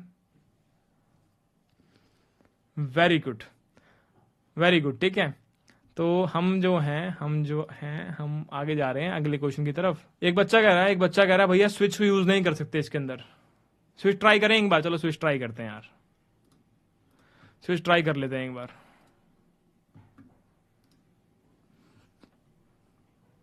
चलो अगर इसी कोड को मैं कमेंट कर दूं और ट्राई करते हैं एक बार, ट्राई करते हैं। हमने बोला स्विच और वैल्यू दे दी इसके अंदर मार्क्स, और हमने लिख दिया जी इसके अंदर केस। अगर मैं इसको 9 कर दूं, अगर मैं इसको 9 कर दूं चल जाएगा, बढ़िया। अगर मैं इसको ब्रेक कर दूं, बढ़िया बढ़िया। हमने बोला अगर मैं इसको 9 कर दूं, अगर मैं इसको 8 कर दूं, अगर मैं इसको 7 कर दूं, अगर मैं इसको 6 कर दूं और इसको मैं डिफ़ॉल्ट कर दूं,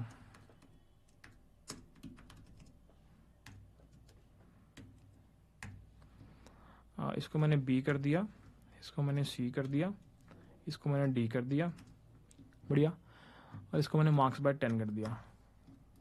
तो अगर मार्क्स बाय 10 कर दिया, 9 में ये कर दो, B C D E, क्या चल जाएगा? ये क्या चल जाएगा मित्रों? चल जाएगा? चल आगे देखते हैं अब, चल आगे देखते हैं। उसने बोला मार्क्स, मैंने बोला जी 91, उसने बोला A। उसने बोला मार्क्स, मैंने कहा 82, उसने बोला B। उसने बोला मार्क्स, मैंने कहा 73, उसने बोला C। उसने बोला मार्क्स, मैंने बोला 69, उसने बोला D। उसने बोला मार्क्स, मैंने बोला 44, उसने बोला E। सही चल रहा है कि नहीं? ठीक है, ठीक है मित्रों। 1000 अरे हमने मार्क्स जो हैं 1000 कैसे आ सकते हैं? मार्क्स तो भाई 100 के बीच में आते हैं ना यार, 1000 मार्क्स कैसे आएंगे? कैसी बात कर रहे हो? 100 भी तो आ सकते हैं भैया। मैंने कहा बिल्कुल आ सकते हैं यार, बिल्कुल आ सकते हैं, बिल्कुल आ सकते हैं। 100 वाले केस में फंस जाएगा ये, 100 वाले केस में ई दे देगा ये, 100 वाले केस में फंस जाएगा ये, ई दे देगा। तो हमें यहाँ पर एक केस एक्सप्लिसिटली मेंशन करना पड़ेगा, 10 वाला, 10 वाला केस एक्सप्लिसिटली मेंशन करना पड़ेगा। यहाँ मेंशन कर दिया है 10 वाला, इसको चलाते हैं। ये आ गया, बढ़िया। और कोई फंसेगा ये? और कोई फंसेगा? और कोई फंस सकता है या चल जाएगा? केस 10 के अंदर भी आपका हमने रिटर्न ए वाला चलवा दिया। मैंने बोलता ना, अगर यहाँ पे कुछ भी नहीं लिखा होगा, अगर यहाँ पे कुछ भी नहीं लिखा होता तो अगर तुम चाहो तो लिख लो, कंफ्यूज अगर हो रहे हो तो इसको सेम लिख लो ऐसे, कंफ्यूज हो रहे हो तो। और कोई फंसेगा? मेरे हिसाब से नहीं फंसेगा, मेरे हिसाब से तो नहीं फंसेगा, नहीं फंसेगा। बट फिर भी हम पता क्या करते हैं, हम पता क्या करते हैं, नहीं फंसेगा। पर एक बार ऐसा करते हैं, 1 से लेके 100 मार्क्स तक सबके अंदर चला के देख लेते हैं इसको। एक बार 1 से लेके 100 मार्क्स तक सबके लिए चला के देख लें इसको, चला के देख लें एक बार। अरे मार्क्स तो 100 से ज्यादा हो ही नहीं सकते ना भाई। यहाँ पे लिख देता हूँ मैं, तुम assuming marks is between 0 to 100, अब तो चलेगा। चलो एक बार 1 से 100 के बीच में सब में चला के देखते हैं इसको, ट्राई करते हैं। हमने क्या बोला, ऐसा करते हैं, मतलब cout, sorry, for int i is equals to 1 से लेकर i less than equal to 100, i plus plus, हमने बोला char answer is equals to get grade, इसके अंदर आई सेंड कर दिया और सी आउट कर दिया, grade for marks is equals two is, बढ़िया।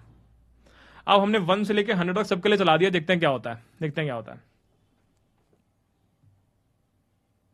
क्या पागल आदमी है क्या? कमेंट कर इसको, रन कर भाई। ये हमारा चल गया, ठीक है। तो देखो 1 से लेकर सब में ई आ रहा है, ई आ रहा है कहां तक? 1 से लेकर सब में ई आ रहा है 59 तक, 1 से लेकर 59 तक सब में ग्रेड क्या आ रहा है? ई आ रहा है, ठीक है, बढ़िया चल रहा है, बढ़िया चल रहा है। फिर 60 से लेकर 69 तक हमारा डी आ रहा है, बिल्कुल सही आ रहा है। 70 से लेकर 79 तक हमारा सी आ रहा है, बिल्कुल सही आ रहा है। 80 से लेकर 89 तक हमारा बी आ रहा है, बिल्कुल सही आ रहा है। 90 से लेकर 100 तक हमारा ए आ रहा है, बिल्कुल सही आ रहा है। तो क्या हमने इसको स्विच केस से इंप्लीमेंट कर दिया मित्रों? यस और नो? यस और नो? बिल्कुल कर दिया, बिल्कुल कर दिया, बिल्कुल कर दिया। अच्छा, मार्क्स 0 भी तो होते हैं भैया। उनको सॉरी गाइस, सॉरी, मार्क्स तो 0 भी होते हैं, मैं तो भूल गया 0 नंबर भी आते हैं किसी के। चलाया हमने इसको, 0 के लिए भी ई आ रहा है, बढ़िया, सही चल रहा है, ठीक है, सही चल रहा है।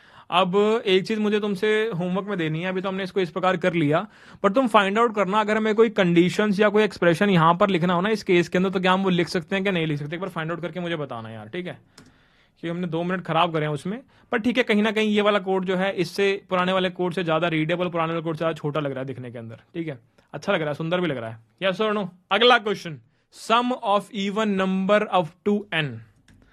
हमारे पास लेट से n तक नंबर्स हैं, हमारे पास लेट से n तक नंबर्स हैं, मतलब n की वैल्यू लेट से 10 है, ठीक है। तो कितने नंबर हो गए? 1 2 3 4 5 6 7 8 9 और 10। मुझे सिर्फ इवन नंबर का सम करना है, यानी 2 4 6 8 10। क्या हो गया? 2 + 4 + 6 + 8 + 10। आंसर क्या आ गया? 30। क्या बात समझ में आती है भैया? सबसे पहले इसको मुश्किल करने से पहले एक कोड लिखते हैं जिसमें सबका सम निकल जाता हो, जिसमें सबका सम निकल जाता हो। मैंने कहा पहले ये कर लेते हैं, पहले ये कर लेते हैं, तो मुझे ऐसे लगता हो वैसे कर लेते हैं। भैया पिछला कोड दिखाना, लो पिछला कोड देख लो दोस्त एक बार। अगर एक बच्चा कह रहा है अगर हम यहाँ पे रिटर्न यूज कर रहे हैं ऑलरेडी, तो क्या हमें ब्रेक यूज करना चाहिए? क्या ब्रेक लगाने की कोई सेंस बनती है? क्या लगता है तुम्हें दोस्तों? कोई सेंस नहीं बनती, कोई भी सेंस नहीं बनती। क्यों यूज किया है? मुझे तुम्हारे दिमाग में डालना है कि तुम्हें ये यूज करना है, तुम्हें ये प्रैक्टिस फॉलो करनी ही करनी है, जो मर्जी हो जाए, जो मर्जी हो जाए। क्या ब्रेक हटा के चल जाएगा? मैंने कहा हाँ चलना चाहिए, ब्रेक हटा के चलना चाहिए, बिल्कुल चलना चाहिए। रन कर लो,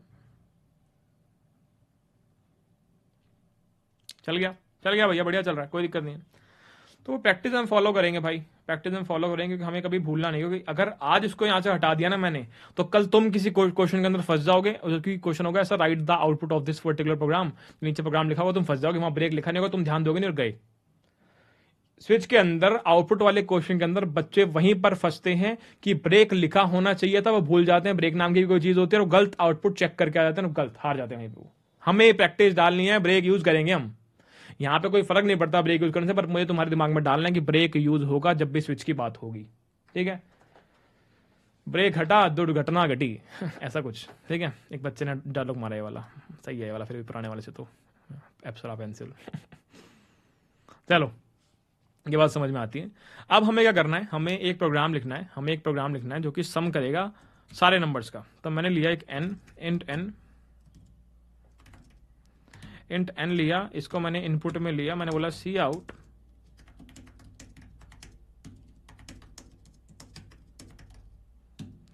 और मैंने इसको इनपुट में ले लिया, ठीक है जी? तो इनपुट में ले लिया। अब मैंने क्या बोला? मुझे जितने भी नंबर्स हैं उन सबका सम चाहिए, 1 से लेके n तक जितने भी नंबर आते हैं उन सबका सम चाहिए। तो मैंने बोला int answer is equals to get sum, यहां पास कर दिया इंट n, सॉरी n, और यहां लिख दिया मैंने सम अप टू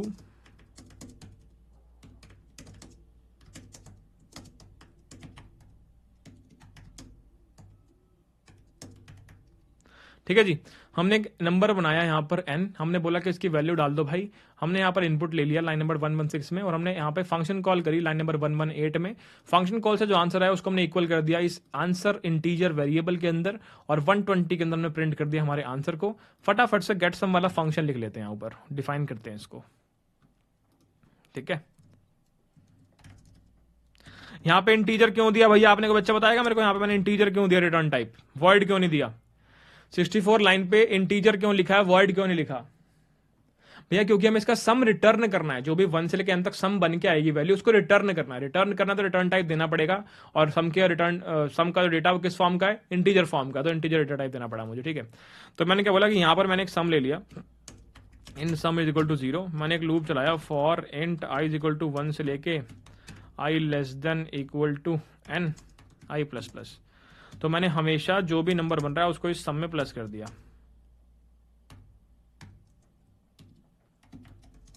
रिटर्न कर दिया सम को। चला के देखते हैं क्या होता है, चला के देखते हैं एक बार क्या होता है।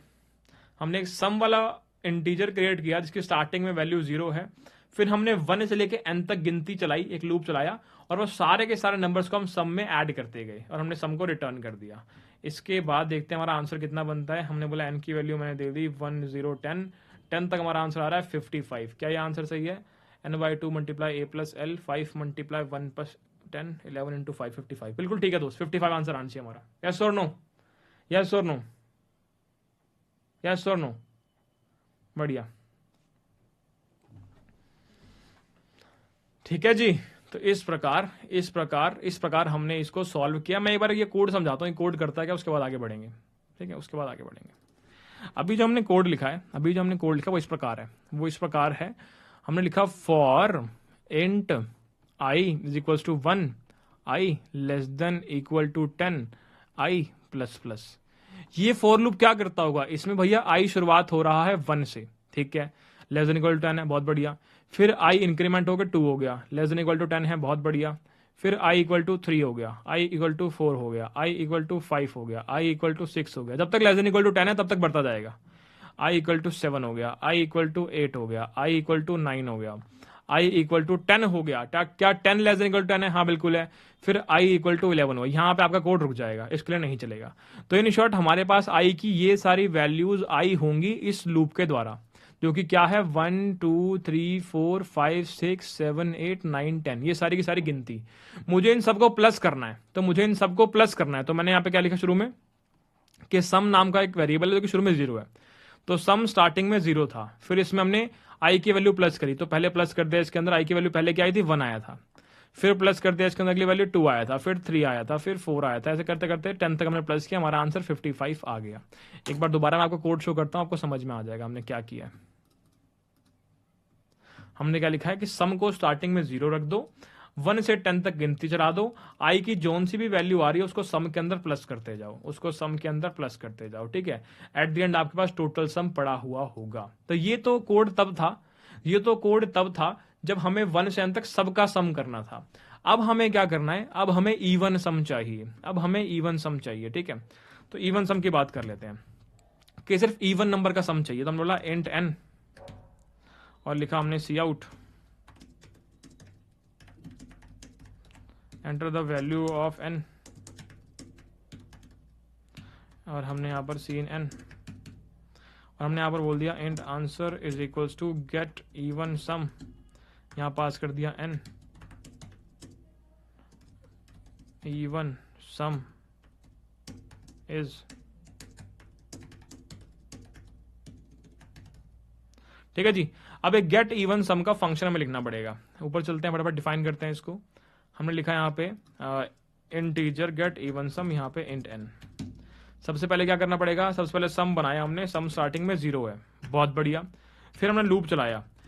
अगर हम इवन नंबर का सम निकाल रहे हैं तो लूप कहां से स्टार्ट होगा भैया, पहले इवन नंबर से। आपका पहला इवन नंबर क्या होता है भैया, पहला इवन नंबर 2 होता है। तो हमने i इज इक्वल्स टू 2।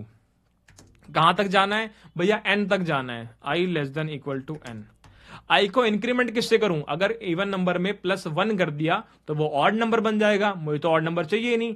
पर अगर इवन नंबर में +2 कर दिया तो वो क्या बन जाएगा, तो वो एक इवन नंबर बन जाएगा, जो कि अगला इवन नंबर होगा।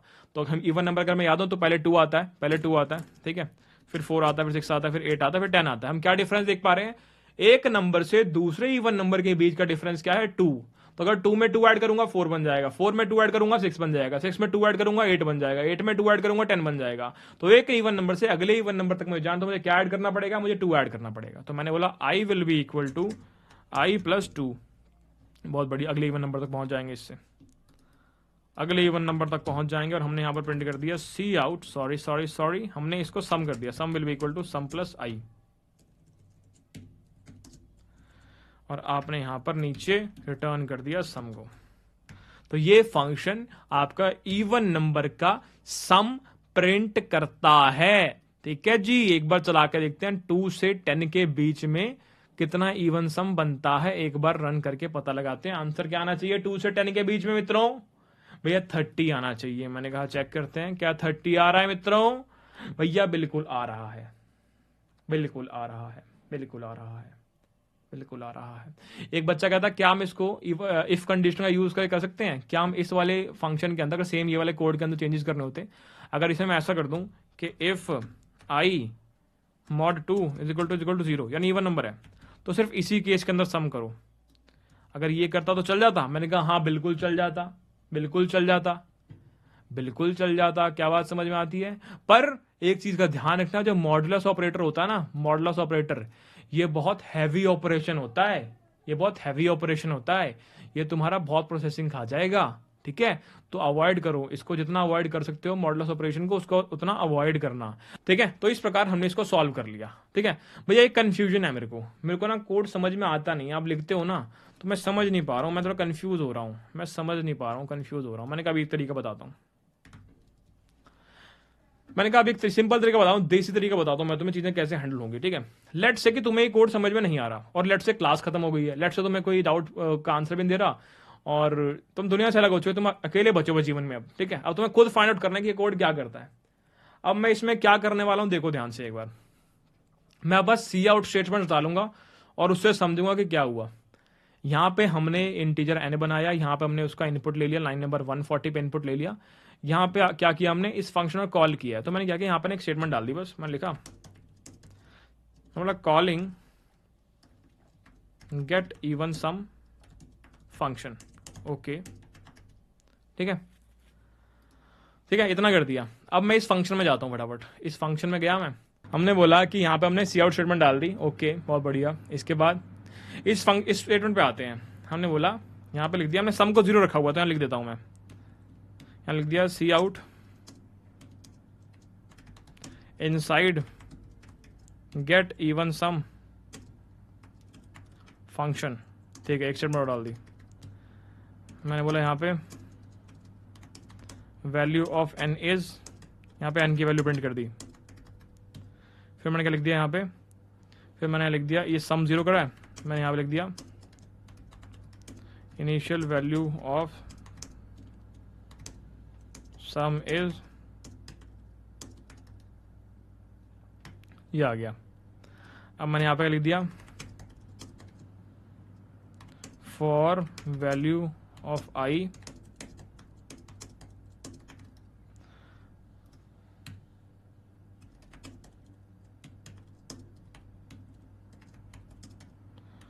sum now becomes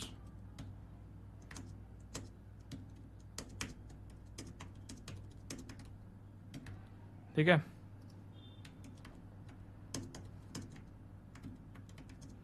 returning sum is equals to. तो मैंने हर जगह सी आउट स्टेटमेंट डाल दी, क्या देख पा रहे हो, मैंने हर जगह सी आउट की स्टेटमेंट्स डाल दी। ठीक है, ध्यान से देखो, मैंने यहां पर क्या किया था, मैंने यहां पर फंक्शन कॉल की, तो मैंने डाल दिया कि सम, इस फंक्शन मैंने कॉल किया, सी आउट स्टेटमेंट डाल दी। फिर मैंने यहां पे क्या किया, ठीक है, डीबगिंग के बारे में बाद में बात करेंगे। ठीक है, जो अच्छा तरीका है उसके बारे में बाद में बात करेंगे, अभी देसी तरीके के बारे में बात कर रहे हैं। ठीक है, फिर हमने यहां पर बोल दिया फंक्शन के अंदर मैं आ चुका हूं, जिस फंक्शन के अंदर इस इंटीजर n की वैल्यू जो है वो इतनी है, सम यहां पे क्रिएट किया है, सम की स्टार्टिंग वैल्यू इतनी है, लूप चल रहा है मेरे पास, लूप में i की वैल्यू इतनी है, और इस i की वैल्यू में इस सम की स्टेटमेंट के बाद बोला सम की वैल्यू इतनी हो चुकी है। रिटर्न करने से पहले मैंने लिख दिया कि इतना रिटर्न में कर रहा हूं। इसको एक बार चलाऊं, तो मैं पूरा समझ में आ जाएगा, पूरा का पूरा फ्लो कैसे चल रहा है। इसको चलाता हूं एक बार। हमने बोला enter the value of n, मैंने लिखा 10। देखो बहुत सारी चीजें आगे, फटाफट देखते हैं क्या हुआ। सबसे पहले क्या हुआ है, सबसे पहले कॉलिंग हुई है इस फंक्शन को। तो सबसे पहले आप इस फंक्शन को यहां पर कॉल कर रहे होगे, बिल्कुल ठीक है, सॉरी, इसको आप कॉल कर रहे होगे। उसके बाद क्या हुआ, आप पहुंच गए इस फंक्शन के अंदर। चलो, आप इस फंक्शन के अंदर पहुंच गए, बहुत बढ़िया। आपके n की वैल्यू 10 थी, तो आपकी n की वैल्यू 10 थी, बहुत बढ़िया। इनिशियल वैल्यू सम की कितनी है, इनिशियल वैल्यू सम की 0 है, बहुत बढ़िया, यहां पर आपने प्रिंट किया हुआ है। फिर स्टार्टिंग में सबसे पहले i की वैल्यू क्या आई है, सबसे पहले i की वैल्यू 2 है। i की वैल्यू 2 के लिए आपका सम क्या बन गया, 0 + 2 2 हो गया। यस और नो, यस और नो। सम स्टार्टिंग में 0 था, देखो सम स्टार्टिंग में 0 था, i की वैल्यू 2 के लिए वो क्या बन गया, सम बन गया 0 + 2 दैट इज 2। फिर i की वैल्यू 4 हो गई, सम क्या बना 2 + 4 6। फिर i की वैल्यू 6 हो गई, सम क्या बना 6 + 6 12। फिर i की वैल्यू 8 हो गई, सम क्या बना 12 + 8 20। फिर i की वैल्यू 10 हो गई, सम क्या बना 20 + 10 30। आपने सम की वैल्यू जो 30 थी उसको रिटर्न करवा दिया, आपका आंसर 30 आ गया। क्या समझ में आया इससे, क्या और क्लैरिटी मिली इससे कि अच्छा लूप ऐसा चल रहा है, पहले i की वैल्यू ये बनी, फिर सम की वैल्यू ये बनी, फिर i की वैल्यू ये बनी, फिर सम की वैल्यू ये बनी, फिर i की वैल्यू ये बनी, फिर सम की वैल्यू ये बनी।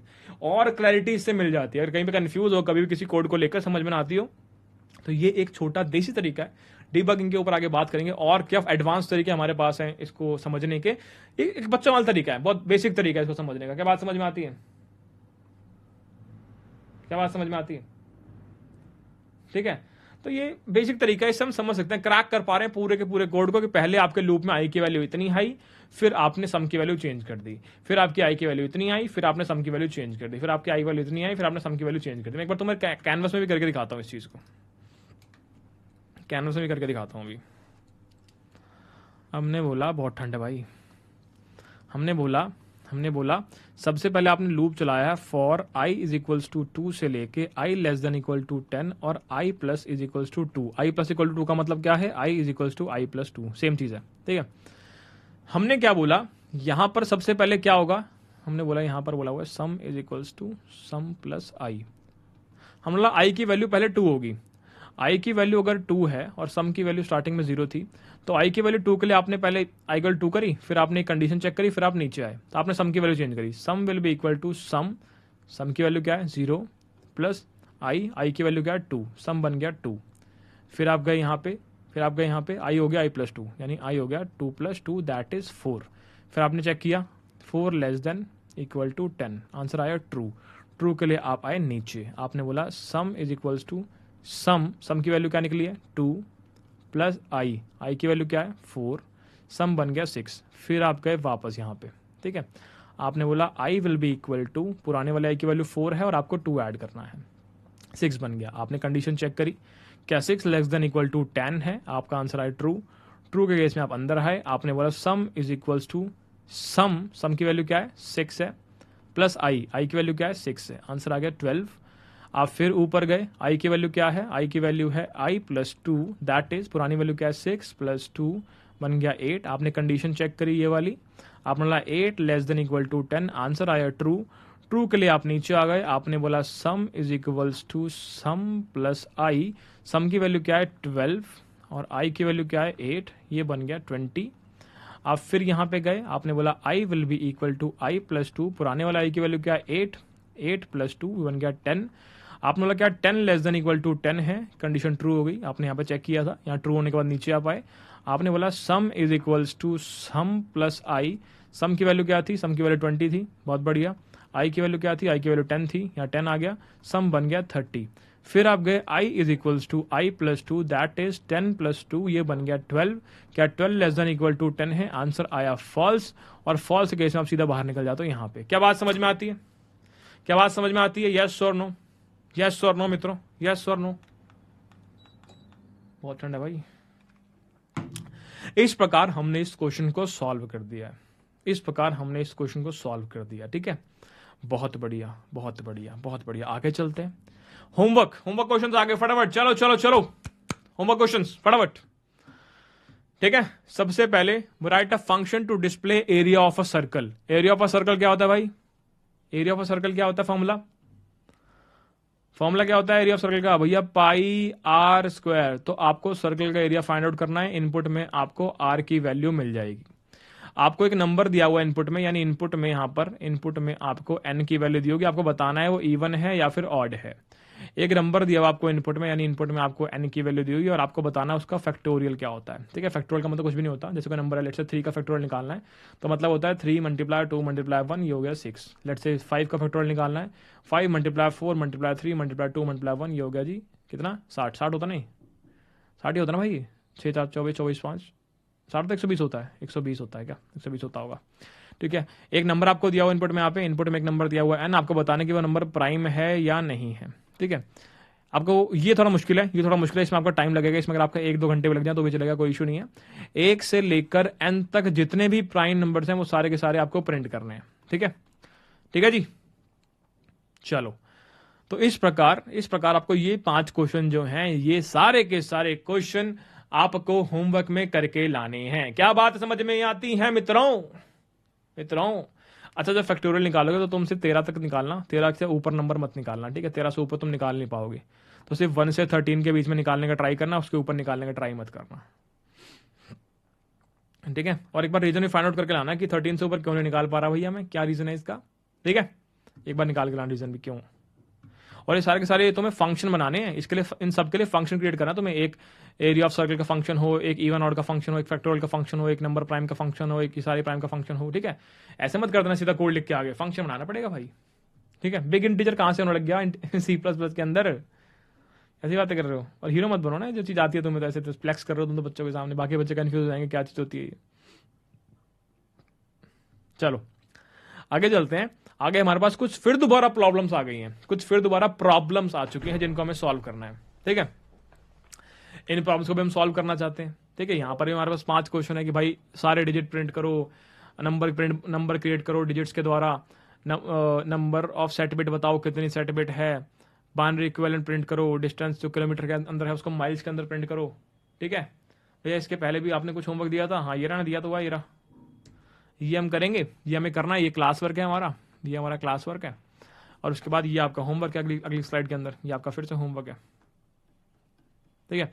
एक नंबर है आपके पास 1 2 3 इनपुट के अंदर, उसको आपको रिवर्स करना है, तो आउटपुट के अंदर आपका 3 2 1 आना चाहिए, ये होमवर्क है।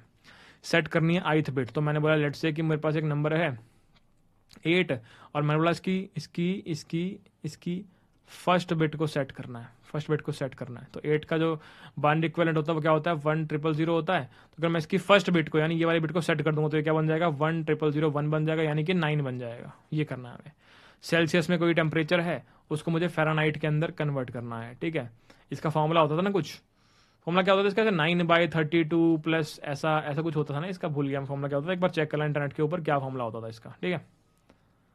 ऐसा कुछ फॉर्मूला होता है, एक बार नेट पे सर्च करना कि सेल्सियस को फ़ारेनहाइट में कन्वर्ट करने का फॉर्मूला क्या होता है, उसका तुम सॉल्व कर पाओगे इसको, ठीक है। मैं चेक कर लेता हूँ रुको। F is equals to C multiply 9/5 plus 32, ये फॉर्मूला है जी, इसके द्वारा आप कर लेंगे, ठीक है। सिंपल है, कोई मुश्किल नहीं है। तो ये आपका 3 क्वेश्चन जो होमवर्क है, उसके बाद ये पीछे वाले 5 क्वेश्चन आपके होमवर्क है, उसका बीच में कुछ मैंने होमवर्क दिया हो तो वो भी आपको चेक करना है कि क्या क्या हम कर सकते हैं, ठीक है। बहुत सारी चीज़ें हमने कवर करी आज की क्लास के अंदर, बहुत सारी चीज़ें हमने कवर करी आज की क्लास के अंदर। हमने बात करी फंक्शंस के बारे में, फंक्शंस होते क्या हैं, हमने बात करी फंक्शंस क्यों यूज़ करने चाहिए, फंक्शन नहीं यूज़ करेंगे तो क्या होगा, फंक्शन कॉल स्टैक क्या होता है, फंक्शन ऑर्डर क्या होता है, पास बाय वैल्यू क्या होता है, कुछ क्वेश्चन सॉल्व किए, ऐड कैसे कर सकते हो 2 नंबर्स को, 3 नंबर का मैक्सिमम कैसे निकाल सकते हो, काउंटिंग कैसे प्रिंट कर सकते हो फंक्शन के द्वारा, एक फंक्शन के द्वारा स्टूडेंट एंड ग्रेड प्रॉब्लम हमने सॉल्व करी। यहाँ पे हमने एक बच्चे ने बताया स्विच केस नहीं यूज होगा, हमने कुछ तरीके का यूज करके स्विच केस को यूज किया। अभी भी एक ओपन पॉइंट है, कंडीशंस कैसे यूज कर सकता हूँ मैं स्विच के अंदर। उसके बाद सम ऑफ इवन नंबर निकाले, n तक गिनती मेरे पास है और सम ऑफ इवन नंबर हमने निकाल लिया इसके अंदर। आगे चलते हैं, बहुत सारा ड्राई रन किया हमने। ड्राई रन बहुत इंपॉर्टेंट है, आपको जो भी क्वेश्चन मैंने आज कराए इन सबके ड्राई रन आपको होमवर्क के अंदर करने पड़ेंगे सारे के सारे दोबारा। और कुछ क्वेश्चन होमवर्क में दिए हुए, ये सारे के सारे आपको इंप्लीमेंट करने हैं using functions. Pass by reference मैंने अभी नहीं समझाया, पास बाय रेफरेंस समझाऊंगा जब मुझे लगेगा कि समझाना चाहिए, ठीक है। मैं अपने हिसाब से कोर्स का फ्लो डिसाइड करता हूँ, बच्चों के हिसाब से कोर्स का फ्लो डिसाइड नहीं करता। जब मुझे लगेगा पढ़ाना है तब मैं पढ़ाऊंगा, ठीक है, मेरे ऊपर छोड़ दो। प्रॉब्लम सॉल्विंग ये क्वेश्चन हमें करने हैं, ये क्वेश्चन हमें करने हैं और ये क्वेश्चन आपके लिए होमवर्क में। तो आपको होमवर्क मैंने बहुत सारा दे दिया, ये कर दिया, ये कर दिया। फंक्शन ऑर्डर नहीं किया, फंक्शन ऑर्डर किया तो जब मैंने तुम्हें सिखाया कि एक फंक्शन जिसको आप इन्वोक कर रहे हैं, मेक श्योर कि वो फंक्शन आपको ऊपर डिफाइन करना पड़ता है, तो वो फंक्शन ऑर्डर ही तो था। अगर आप नीचे डिफाइन करते हो तो फिर वो नहीं चलता, तो वो नहीं चलता। अगर आप नीचे डिफाइन करना है उस फंक्शन को तो आपको मेक श्योर करना पड़ेगा उसका डिक्लेरेशन आपने ऊपर दे रखी हो, तो ऊपर एटलीस्ट आपको उस फंक्शन को डिक्लेयर करना पड़ेगा। तो हमने डिस्कस किया था फंक्शन ऑर्डर के बारे में वहां पे, राइट। एक बार वीडियो रिपीट करके देख लेना अगर कोई भी कन्फ्यूजन है तो, ठीक है। कॉल बाय रेफरेंस भूलोगे तो नहीं दोस्त, मैं भूलता नहीं, टेंशन मतलब भूल भी जाऊंगा, एक्स्ट्रा क्लास करवा दूंगा, वैसे भूलूंगा ही नहीं। ये स्लाइड तभी तो बनी होती है यहाँ पे यार, हर चीज पता होगी इसके बाद क्या है, इसके बाद क्या है, इसके बाद क्या है, राइट। ये क्वेश्चन हमें करने थे 5, ठीक है। पर अगर अभी मैं इन 5 को अंदर जाऊंगा तो ये हो सकता है जो पिछले 5 करा के वो तुम भूल जाओ, तो इसको अभी हम नहीं कर रहे हैं, ठीक है। अभी फायदा नहीं है, फालतू में तुम्हें ओवर लगने लग जाएगा, ओवर लगेगा तो भूल जाओगे सब कुछ। मुझे ओवर नहीं लगवाना है, मैं चाहता हूँ जितना करवा रहा हूँ उतना अच्छे डाइजेस्ट कर पाओ, उसके बाद आगे करवा देंगे, ठीक है। बहुत बढ़िया, मैं आशा करता हूं आपको समझ में आएगा आज की क्लास के अंदर। एक बार फटाफट पोल कर लेते हैं, समझ में आया तो ट्रू सिलेक्ट करेंगे, नहीं आया तो फॉल्स सिलेक्ट करेंगे। आशा करता हूं सारे के सारे कॉन्सेप्ट क्लियर होंगे, चाहे वो फंक्शंस का हो, वाई फंक्शंस का हो, फंक्शन कॉल स्टैक का हो, फंक्शन ऑर्डर का हो, पास बाय वैल्यू का हो, 5 कोडिंग प्रॉब्लम्स हो और ड्राई रन हो। जल्दी से बताएंगे एक बार कितना समझ में आया, कितना समझ में नहीं आया। स्लाइड्स दे दो भैया, स्लाइड्स यार अभी जब भी वीडियो डल जाएगी ना, या फिर अभी तुम नीचे क्लिक करोगे सेटिंग वाले बटन के ऊपर, सेटिंग वाले बटन के ऊपर एक फील्ड आती है स्लाइड मोड करके। स्लाइड मोड पे तुम क्लिक करोगे तो स्लाइड डाउनलोड करने का ऑप्शन आ जाएगा तुम्हारे पास यार, तुम खुद से डाउनलोड कर सकते हो। मैं क्या दूंगा, तो मैं तो फिर भी जानबूझ के डाल देता हूं वहां पर, जब मैं रिकॉर्डिंग ऐड करता हूं HD वाली, तुम खुद से डाउनलोड कर सकते हो। उस सेटिंग बटन पे क्लिक करके स्लाइड मोड पे क्लिक करके वहां से आ जाएगा। 97% सेल्स की उनको बड़ा मजा आया, आज की क्लास में समझ में आ गया और मेरा पढ़ाना सफल हो गया आज का। और आज की क्लास हमने ऑन टाइम फिनिश कर दिया, आज कोई हमने एक्सटेंशन नहीं किया है, ठीक है। एग्जैक्ट 2 घंटे में हमारी क्लास खत्म हो चुकी है। कभी कभी ऐसा होता है, जनरली ऐसा नहीं होता है, हम 2.5 घंटा 3 घंटा पहुंच जाते हैं, ठीक है। तो धन्यवाद एवरीवन, मिलेंगे आपसे आपके अगले सेक्शन के अंदर। इस सेक्शन में इतना ही। वेंसडे होमवर्क करके आना भाई, होमवर्क करके आओगे, रिवाइज करके आओगे, चीजें अच्छी चलेंगी। नहीं करके आओगे तो मैं कुछ नहीं कर पाऊंगा, इस चीज का ध्यान रखना। धन्यवाद everyone, bye bye, good night.